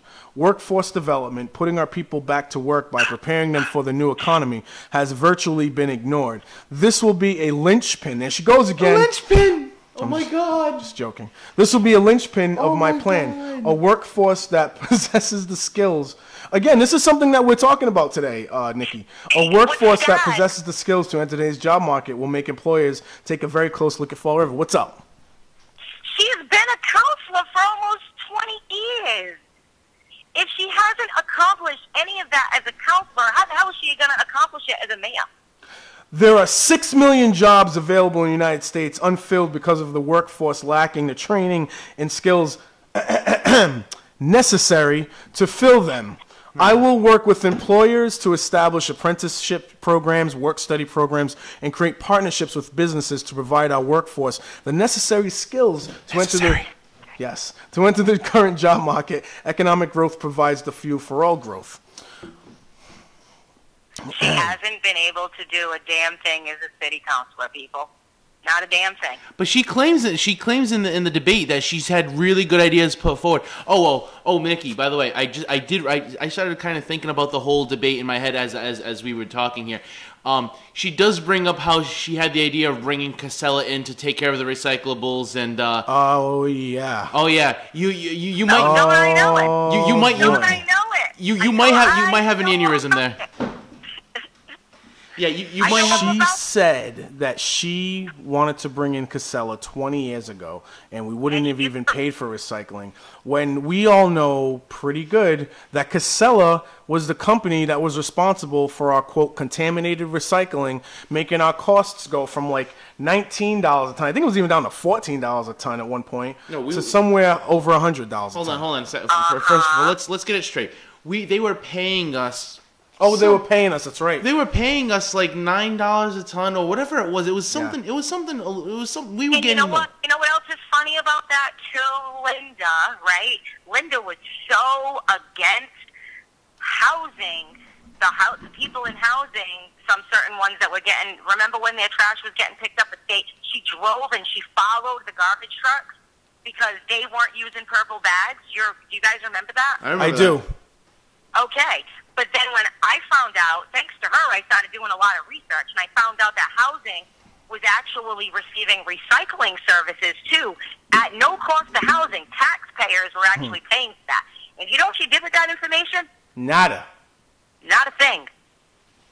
Neither did Ray Mitchell when you were talking to him about some things, too. Yeah, but exactly. yeah, he was crying about it, too. He was shedding a tear. So I just wanted to clear that up. I wanted everyone to at least be read what everyone is all about. I said blah blah blah at the end of Ron Cabral's, and I apologize to Ron for that. I'm going to read out the last part of Ron's piece. I, as mayor, will work with the city council and have communications with them by meeting with them by phone once a month. Together we can. Have a meet, and this is how it's written. Period. Have a meeting with the city council president, vice president, and colleagues to work together. What is going on? What it says? What is going on? Right. Yeah. What is going on with the city progress? Make sure our Fall River Police Department, Fall River Fire Department, DCM, Water Department, and all department heads are up and communicate with my administration. That is the key to success to run in the Cabral administration. Continue to support them if they need me. Work as a team, and this will move forward in the right direction. Communicate the residents and citizens on education, public safety, economic development. I just wanted to kind of clear that out and put all that out there. I take back my statement that nobody was Fall River specific. Ron Cabral was Fall River specific. Sure was. You know what? I think. I mean, I'm sorry. I don't think Ron Cabral stands a snowball's chance in hell. But I think his heart is more in the right place than anybody else. And no, I don't think anybody. I mean, I don't think he had. He doesn't have. I don't know if he has an idea of where to start. But he wants to do well by the city, and I admire that. I really do admire that out of him. Derek, I'm going to give you the name of a mayoral candidate. I want you to give me 1 plus and 1 negative. Oh, dear God. Jordan James Sylvia. Can I do this too? Yes. Jordan James Sylvia. I think 1 plus is the fact that he is not government trained, meaning he's more I definitely believe that he's more for people. His negative is I don't think he has the ability to play nice with the people he needs to play to deal with so he can get things done. Richard Cabaceres.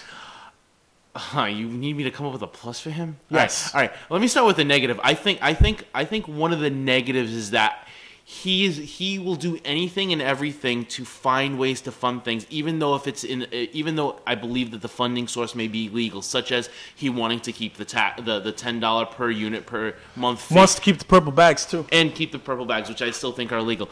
One positive out of him, Nice ties. Jeez. He has great ties. Great ties. I think that his ability to save paper during city council meetings when he brings his laptop is great. Okay. Can we get Nikki in on this? All right, but I want everyone. I want everything. So Jazel. I think the positive that he has is I think that he's allowed his last 2 years to kind of speak a little bit as to some of the positives. And I don't think he's done I don't think he's done everything great. I think he has a lot of work to do. So I'm kind of putting the positive and negatives together here. Mm-hmm. But I think that given the last 20 years of leadership in the city, I think he's done a pretty decent job, especially with his last two predecessors. I'll even go as far as last three. Mm-hmm. Me too. With Robert Correa. But I think he's done a much better job than the last three. I think that all of his ideas are not the greatest. I just think that he needs to work on I think he still has vision issues of where he wants to bring this city. I think he has a lot of things going on. And if Linda Pereira. I think one of the negatives is that I think the biggest negative that she has is one of the things that she considers as a plus is the amount of time that she spent on the city council. She will take those whatever 18-ish years or however many they are. I think she will take those 18 years and she will use them as a tool. But I think in those 18 years, she really hasn't done very many things. So to me, that's a negative. A positive is I think, and this is going to sound really bad, is I think she's just very connected into the city. So I think she has the ability to influence and interweave herself into a lot more things because of who she knows and what she's done to foster those relationships. Okay. Again, Nikki, I know you wanted to get on this one, so so Jordan, James Sylvia. Okay, well, the one positive and the one negative is the same, and that's his honesty. Okay. That's his positive and his negative. Okay. All right. Rich Cabaceres. Oh, you want to keep? Okay. No, go ahead. Keep going. No, I don't have to get into the because. Did I talk Rich about Ron? I didn't say Ron. His negative is that he has no idea how to communicate with people. Yep. The way that I've seen him with Kathy Ann Viveris especially, but I've seen him like that with the former chief of the fire department. He's very condescending when he talks to people, so I don't need that as my mayor. The positive about him, he reminds me of Rudolph, the character Charlie in the Box.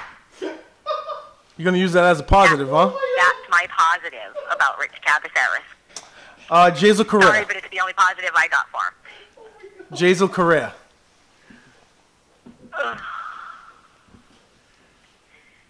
My negative, I'll do the positive first. The positive was that he got rid of the $10 illegal fee.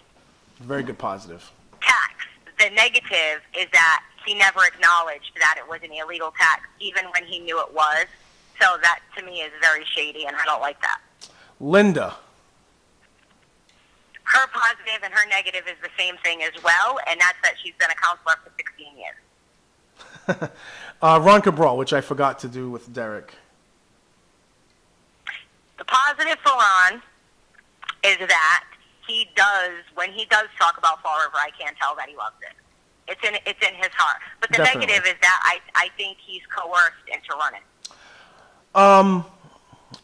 For Ron, I would agree with a lot of what people say is that I think he truly does care about the city and he wants a better city and he wants to be the person that helps improve it. But I think for weaknesses is I'm just not sure he has an understanding of the intricacies that it takes to get there. And I think he could be easily influenced by other people who are targeting the mayor's position in order to get things that they want for their own department. As far as Jordan James Sylvia goes, the positive is that he is for the individual. He's an individualist. He's not a nationalist. He's all about individual rights. Oh, did I lose her? No, I got you still, Nikki. No, right? I'm here. He's all about individual rights. My problem and what I think is the flaw is that Jordan is out for revenge against the government than he is about trying to be a part of it and fix it. and he wants to dance on everyone's grave, and he gets more motivated by making people look bad than he does about trying to make the city look good. And that's ultimately where it goes down. And I would like for him, if he ever runs again, to have an opportunity to let the people see what kind of city it would have with him as its mayor. And I think he would be able, if he's able to articulate that in a productive way, he'll get a lot of people on his side, in my opinion. Richard Cabeceras can sell himself very well to the public. He can sell himself as a fireman, military guy, you name it. He'll try his best to get you to have a positive first impression on him. The weakness is that he needs to run in the other direction once he makes that positive first impression, because if you stick around him long enough, you're going to see him for what he's worth, which is someone that lies quite a lot and doesn't follow through on promises that he makes. Jazel Correa, positive. Very well educated, comes off very smart, very impressive, just an impressive individual altogether, in my opinion. However, when it comes to politics, I think he still has a tendency to do what regular, typical politicians do, which is hire their friends, which is not always tell the whole story. I think he has an air of arrogance of him sometimes. Is like, you can't criticize him because then you're the bad guy, you know. So I think there's a lot that he still needs to develop. But at the end of the day, I agree with Derek and you, or maybe not you, I don't know, but I agree with Derek in that over the past 3 mayors we've had, I believe that Jazel has been the best one so far, and I like him more than I like what he's got. Yeah, what he's got going on in front of him. So, Linda Pereira, strength is that, again, very well connected. I think Derek hit the nail on the head. Very well connected in the city. Has a ton of experience. Just being able to bringing it down. yeah, but you know, a lot of connections in the city. Knows how to sell herself to people as well. But you know, the truth is foreign to her. That's the biggest weakness, is that the truth is foreign to her, and she sways where she feels the popularity swings. So. Yes.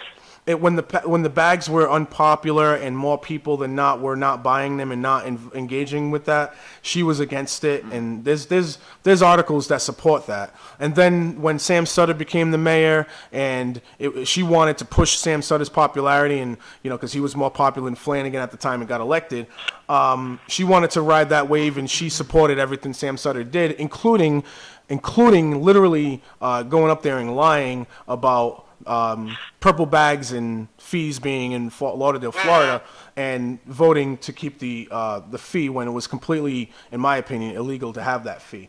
So, yeah, at the end of the day, I wish that we did have better mayoral candidates.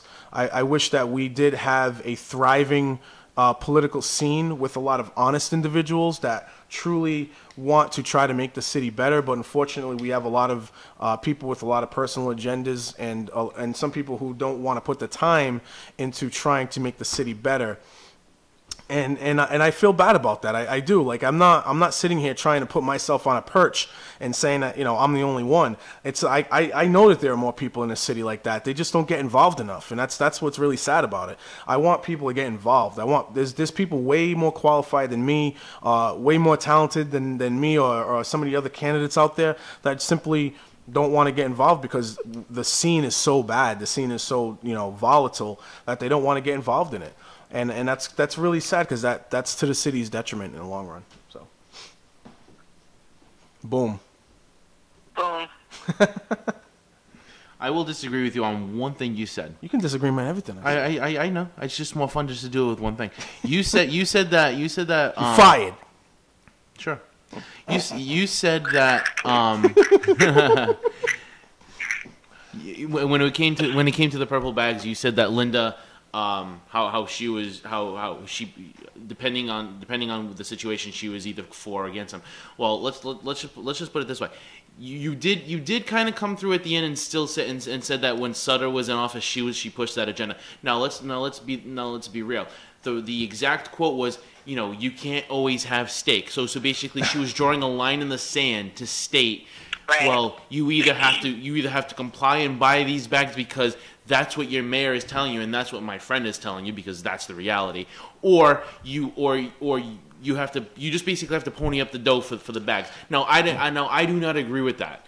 I mean, there are. She said that during the Sutter campaign or it's during the Sutter administration that you gotta make sacrifices sometimes in order to give the government money or whatever it is that she said. I remember even Pat Casey was saying that too, and so was I can see you guys buying cigarettes and coffee. Well, you can buy the bags too. And I remember Leo, do the right thing. Like they were all making you do the right thing. Yeah, they were trying to guilt you into buying the bags and trying to say that you're not caring for your city and you don't care about recycling. And that's another thing that Richard Cabaceres brought in the debate was it helps us recycle more. That is not 100%. We're gonna kick the can down the road and pick it up and recycle it. But here's another factor as far as Linda goes is she's pulling off what I think a lot of people do in her position when they've been in government for so long. They want to try to hit the home run pension-wise and get that mayoral seat so that they get the kick in the pension.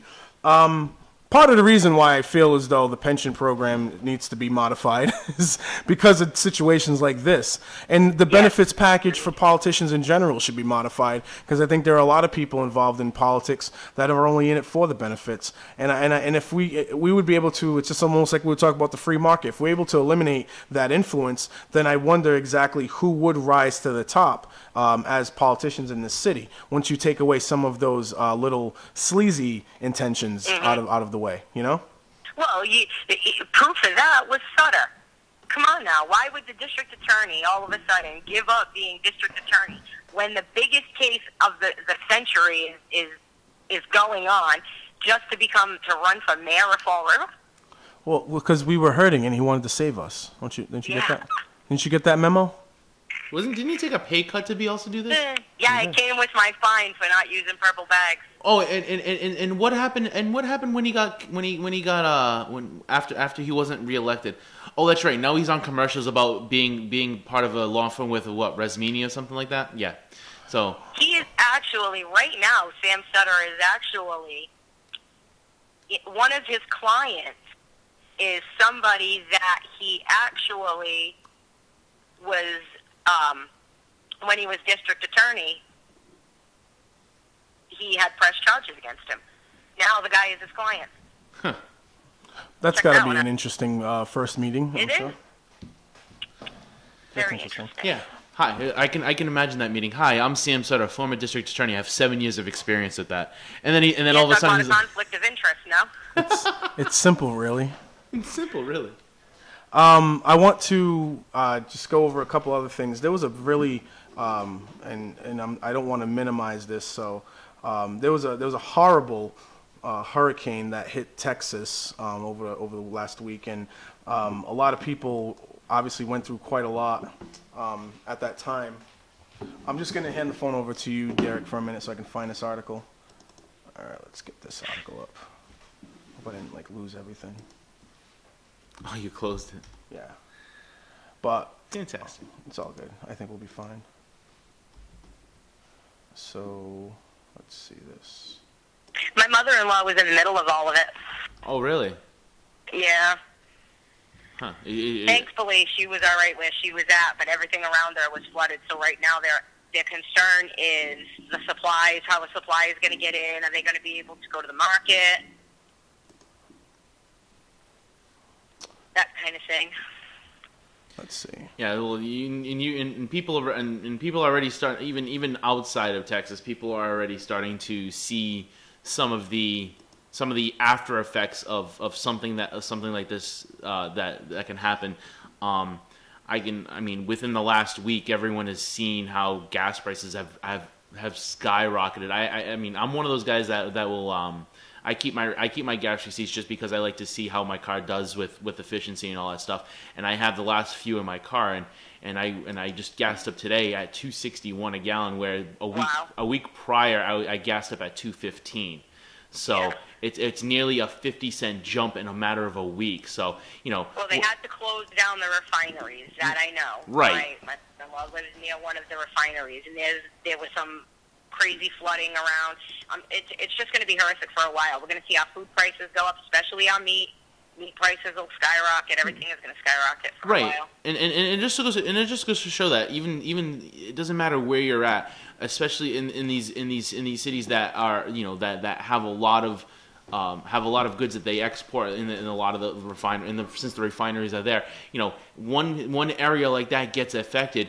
A lot of us get affected and that are not even in the Texas area. So, that's just one thing. Like you said, food prices are going to go up. The meat prices are going to go up. All that stuff is going to... We're going to be feeling those effects for a little while, for a good while. So hopefully, my heart goes out to a lot of those guys down there. They've lost homes. The flooding, some people have lost their lives. It's a shame to see what happened. And just seeing some of the pictures... I saw there was a picture that someone took of it was like a highway stretch or something like that. Like they had the spaghetti ramps and stuff like that. A day and a half prior, it was all clear.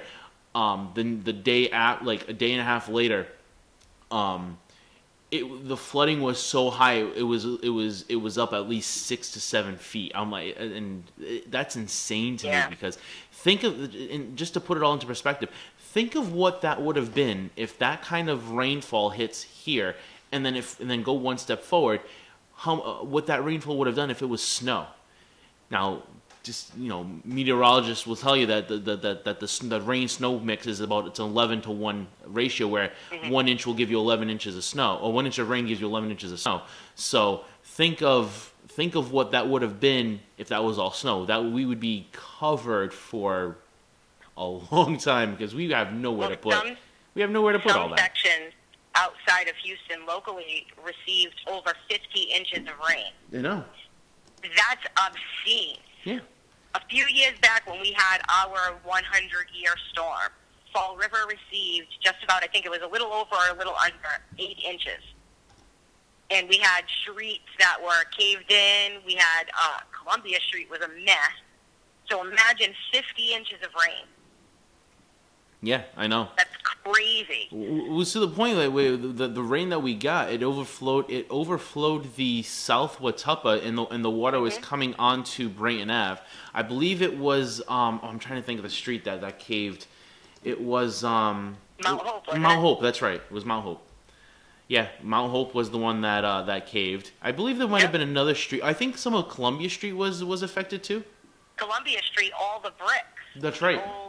The cobblestones, they were all over the place. They had to the whole street. That's right. Was redone, going down Canal Street. Yep, and I remember that. That was yeah. Well, that wasn't very long ago either. People have been, we forget. I think that was probably 5 years ago, 4 years ago. No, I think it's longer than that. Was it? I'm trying to. I want to say maybe 2011, maybe. So that would have made it 6 years ago instead of 5. Oh, sorry. Well, it's all good. I was like, no, way longer than that. Well, there's another hurricane out there too that's making its way up. Yes. Begins with Irma. I was going to say Irene, but I was like, no, that's not right. Irma. Yep. So no, Irene. I had no electricity from Irene for days. That was Irene. That was 2011, if I'm not mistaken, right? Maybe Irene was where we got 8 inches of rain. Maybe it was the same storm. Could have been. I do have the article here. I was just letting you guys go for a minute, but I didn't want to read the entire article, but there was a person by the name of Tracy McElroy who Derek said he knows. Yeah, I know Tracy McElroy. Yeah, I know. We went to Durfee together. We graduated together. So. She's in Houston, Texas, and there's this one part that I would read off. She said, "Tell us about what the past week has been for you and your family. Have you had to evacuate? What kind of condition is your home and neighborhood in?" She said the past week was extremely stressful. We are located roughly 200 miles from where Hurricane Harvey made landfall. We've had a few big storms here where we prepare for the worst and in the end only had some rain. We initially thought this was going to be the same, and at first it was. Friday rained on and off, And Saturday morning was much the same. I watched the news coverage and saw the damage of the coast, rooftops ripped from houses, massive flooding. They started calling for mandatory evacuations. I felt like I watched Storm Radar every 5 minutes, watching Hurricane Harvey's feeder bands hover over us. Then the rain came and it just wouldn't stop. Texas is an interesting place for water. We have clay soil that doesn't absorb very well. The landscape is mostly flat, and this area has a lot of concrete. We know this and we build for this, bayous, retention ponds, etc. But with so much rain, everything filled and then eventually overflowed. We watched Houston flood while staying connected to friends that had to evacuate their homes south of us. By late Saturday night, problems in our area began. Lakes, rivers, and creeks began to overflow into our neighborhoods and roads. We were some of the fortunate few with elevation just high enough, a matter of just a few feet, that we managed not to take on water, but everything flooded around us. Our neighborhood was surrounded by water pretty much on all sides for 2 days. Yep. Most folks left, some folks left, most stayed. The main road that our neighborhood is on filled over 5 feet of water in some places.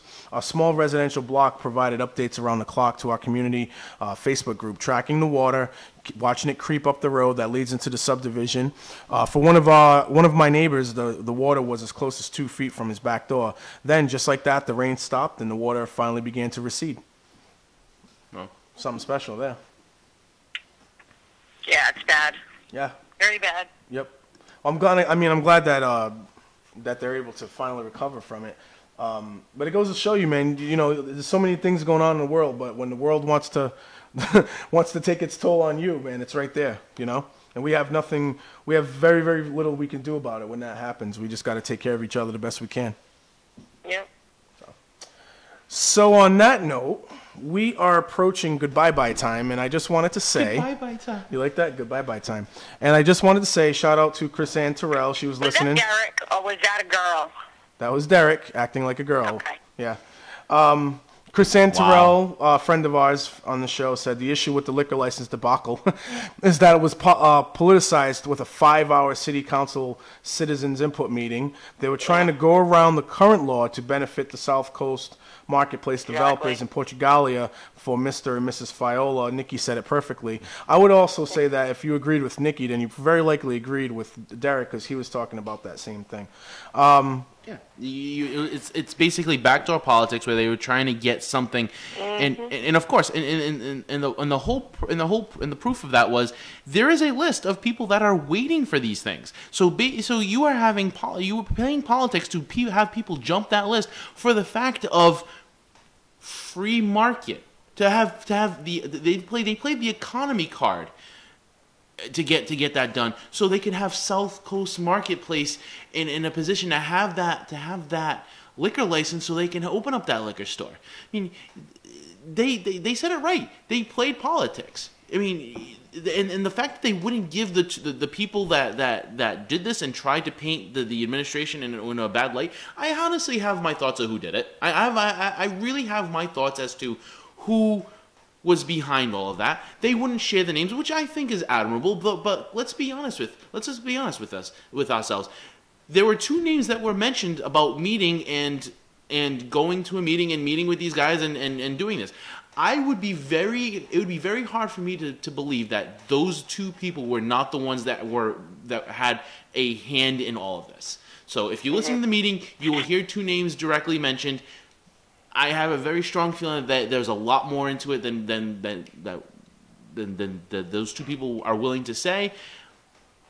I just find it crazy. Well, I want to also emphasize that this is all the more reason why people should be paying attention to the meetings. It doesn't mean that you're necessarily going to agree with what everyone else says.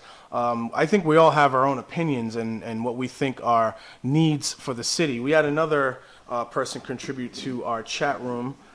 They actually use our live dashboard and go into the chat room and says, I'm agreeing with Nikki. I think she was agreeing with you, Nikki, about how liquor stores are going to be affected, like Guimond's and things like that, and how we don't need more things. And then she also said that Amazon Blunt, these jobs are not for college-educated individuals. Where am I to get a job after I finish my master's? I would say to you, Amy, and it's Amy Blanchette, who is also going for school committee in this lovely city of ours. I would say that Amy, when you get your master's degree, you're going to see those doors open in this area. There are jobs out there. It depends on what the degree you get it in for. However, you know, they're not advertised every day. You gotta look for them sometimes. They're not looking for you, and that's one aspect of this job market in the city that is really counterproductive in a way, because if we do have our job fairs and we do have our Indeed.coms and Monster, and sometimes you can look in the paper, but there's no active recruiting. The other day, I believe her name is Laura Ferrera Washington, right? Yeah. She went on WSAR. She has a show on WSAR, and she was talking. Does she? Yeah. She talks about the drug situation in Fall River for the most part, but she also talks about other things. So she ended up having a few ladies on the show that were looking for college-educated individuals to take up a couple of spots open they had at their facility that they're trying to expand, and it was for drug rehab. And they said that you needed a master's degree and on your way to getting a license in that career field. And I was very appreciative of that, because we need to start using our local radio and our local papers, not just to put an ad in the paper, but have people from these agencies put the hand out there and reach out to people that are trying to get these jobs or trying to find what's out there. Sort of like a meet me halfway kind of a thing, you know? I know that the effort is more on the person looking for jobs, but the people who have these jobs in the agencies that have these positions open, they could be helpful in the process as well, and let people know what they need to do, what these jobs are. I love when jobs go into schools and talk to people about what they do for a living and how they can help people, and raise your hand if you want to help somebody, and boom, next thing you know, you got 3 or 4 kids that may have made that decision right there on the spot that they want to become whatever it is that person's doing. And then, wow, now you got somebody that has ambition in your classroom all of a sudden. They may be more focused to do better in school. They may be more ambitious, and they may even look to, see what the next option is for college and things like that. You never know until you actually reach out and go after it. So, it's almost, it's almost like we're discouraged from getting education sometimes in the city, I also want to say to the people who are going to school and will come out educated and all of that, you don't necessarily need to find a job. Be the job. I want to see these people bring things to Fall River too. If you're seeing something that's missing here and you think Fall River needs more, what can we do to keep people like you here? What can you do to stay here? Is there anything that you could do to stay here?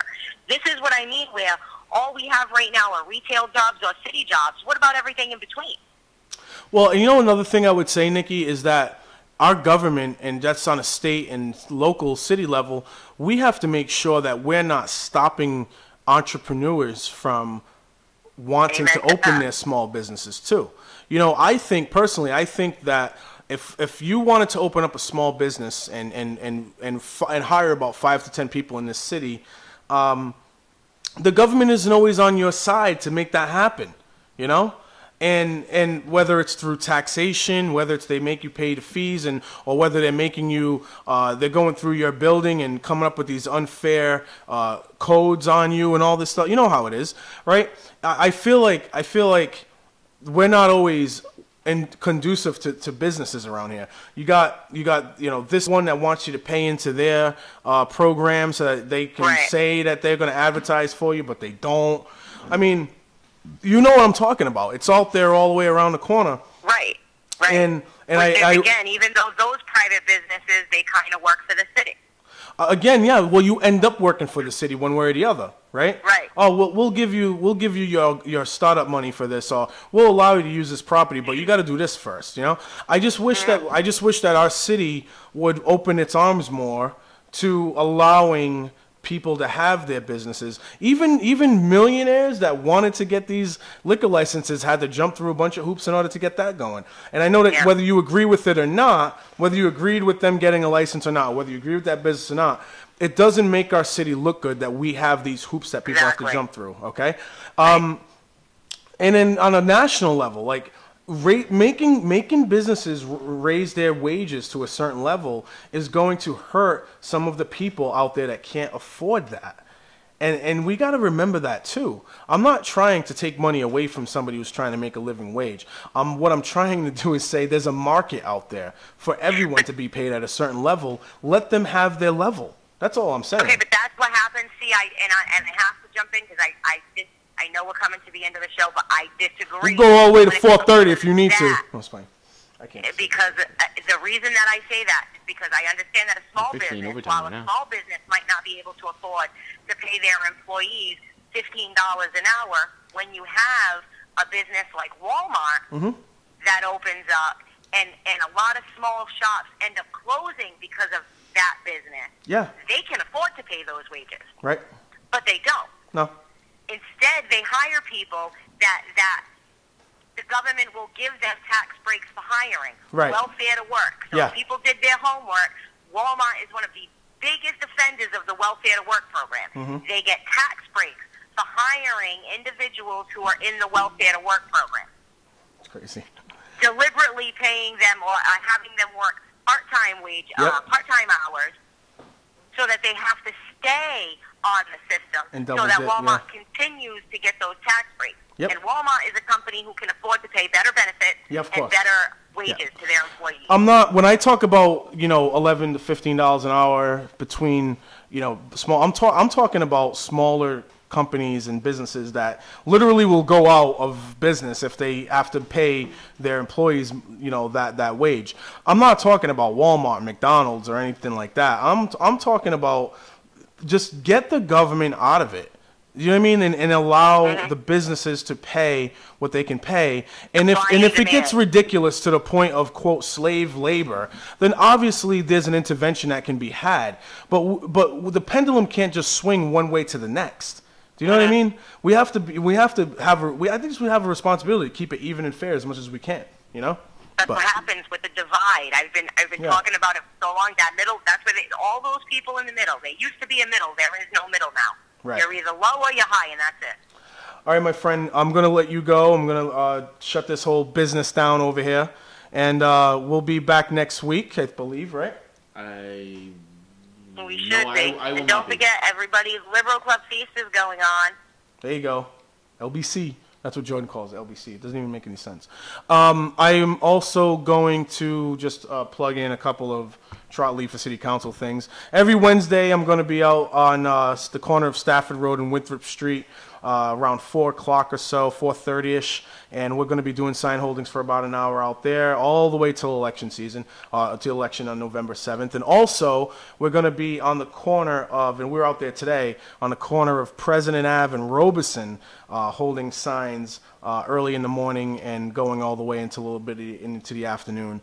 Appreciate all the people that help out, all the people that beep the horns and wave and everything else. It's really nice. Wow. And I also would like to say, as a big Celtics fan, Boston Celtics fan, I am very, very glad to see Kyrie Irving and Gordon Hayward in the Celtics uniform. I love Isaiah Thomas. I'm going to miss him, but he's hurt. You got a bad hip. We can't invest in a guy that's got a bum hip. You got to go. And I'm kind of glad that we're seeing the new future of the Celtics. I'm kind of happy about it. I'm excited about it. I'm going to get some tickets, in other words. I'm getting some tickets. Charlie will take donations for tickets. I'm just joking. Okay.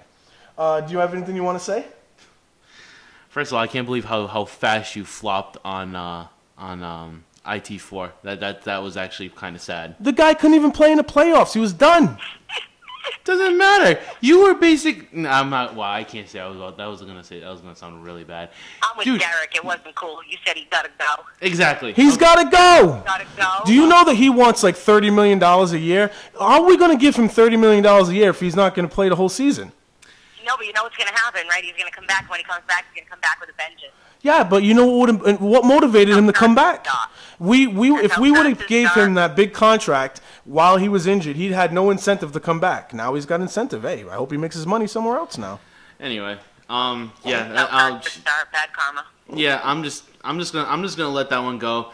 Since we are talking a little bit of sports, I do also want to bring up something I just found out. This is third string quarterback, man. Don't matter. Doesn't matter. Just the fact that this trade is close to happening. Patriots are looking to trade quarterback Jacoby Brissett, yes, third stringer, doesn't matter, to the Colts, which is what I find even more funny, for wide receiver Philip Dorsett. That was out there about an hour or so ago. I don't know if the completion of the trade is done. I find it very strange that they want to trade a quarterback. That goes to speak a lot about Andrew Luck and his health right now, and the current backup of Andrew Luck, which is Scott Tolzien for the Colts. So that's kind of interesting right there. That's probably going to be developing throughout the day. I'm just throwing that out there. Well, they're using one of our assets in order to, because we're deep at quarterback. So we're using one of our assets to make sure that we are covered for Julian Edelman's injury. Yes. I think that's a fair trade. I think that's a very good call. I think that, you got to understand, the Patriots have always optimized every player that we've taken in. Remember, Julian Edelman was not the biggest guy. He wasn't the toughest guy, but the Patriots made him into a killer of a wide receiver. Did the same thing with Wes Welker. How are you both of you gonna make fun and say, listen to me, both of you guys. Wait a minute. The first thing I said was, I love Isaiah Thomas and I'm gonna miss him, but he's not the same player anymore. He's hurt. Okay. That's all I said. Okay, and how are you going to compare that to what I just said? I'm not talking about that. Okay. It was popped in my head and I needed to say it. Well, no, because it needed to be said. No, cause here's the difference. You basically said, "Oh, last year I love Ivy." I did. And all of a sudden, now that he's hurt and he's gone, it's like, yes, see you later. Hey, but I didn't talk about how he wasn't a good player anymore or anything like that. He's just not going to be the same, and he's not going to be worth $30 million a year anymore. He's just not. No, what you're saying, Trump, but what you're saying is if I were to lose my vocal cords, that I wouldn't be a star on City Talk anymore. I wouldn't give you $30 million a year anymore. Wow. And if you wanted to demand $30 million a year, yeah, I'd trade you to WBRU, okay? Don't say it. If you would have said WSAR, I would have killed you. I would have walked out of this show. I would have traded you in a heartbeat for a 25-year-old that can score 25 points a game. Yes, I would have. And you know what? I'd still be your friend on Twitter. But hey, by the way, the key thing is that he said he was willing to trade you for a 25-year-old. Exactly. Who's productive? That's it. It's just the way it's got to be. Wow. Dude. It's the way it's got to be. Hey, Nikki, if you ever plan on moving out of this place, I will follow you. I don't need this kind. I don't need this kind of work. You guys are forgetting that Isaiah is demanding $30 million a year, man. You can't come off injury like that and start telling you to break. He literally saying, break out the Brinks truck. Bring the millions in. Can't do that. Sorry, Isaiah. Can't do it. You're going to have to come to Fall River, get your master's degree, and work at Blunt Foods, man. That's what you're going to have to do. That's it. All right, everybody. Y'all take care. Nikki, have a great one. Have a good one. All right, I'm going to let you go here. All right? Bye. All right. Take care. Oh, man. That was fun. Dear Lord. Every time we talk about the Celtics and Patriots, it's always a good time. Yeah, we'll be back next week at 1 o'clock, everybody. Derek, you got something you want to say before they go? You want to do something real quick? I want to say a couple things real quick. First things first is to everyone out there in the Texas area that's been affected by Harvey. My heart goes out to you. Everyone that wants to donate, please look out for the places to donate. There are plenty of nonprofits that are. What are you doing, dude? I'm singing Biggie in the background while Chill you're doing out, this. Dude. Right. So there are plenty of places that they will take your money and they won't be using it to the best advantage. Look for the places that will take your money and that will use your money for the best things. Congratulations out to fellow Angels Anonymous members Melissa Barboza and Frank Dawson on their wedding last night. It was a great reception. It was awesome. Everyone have a great weekend. Enjoy your Labor Day. And by the way, I went a whole show without having to talk about my birthday. That's in 2 days, which unlike you do almost every time. January 26th. Everyone have a great Labor Day weekend. Catch y'all later. Take care, everybody.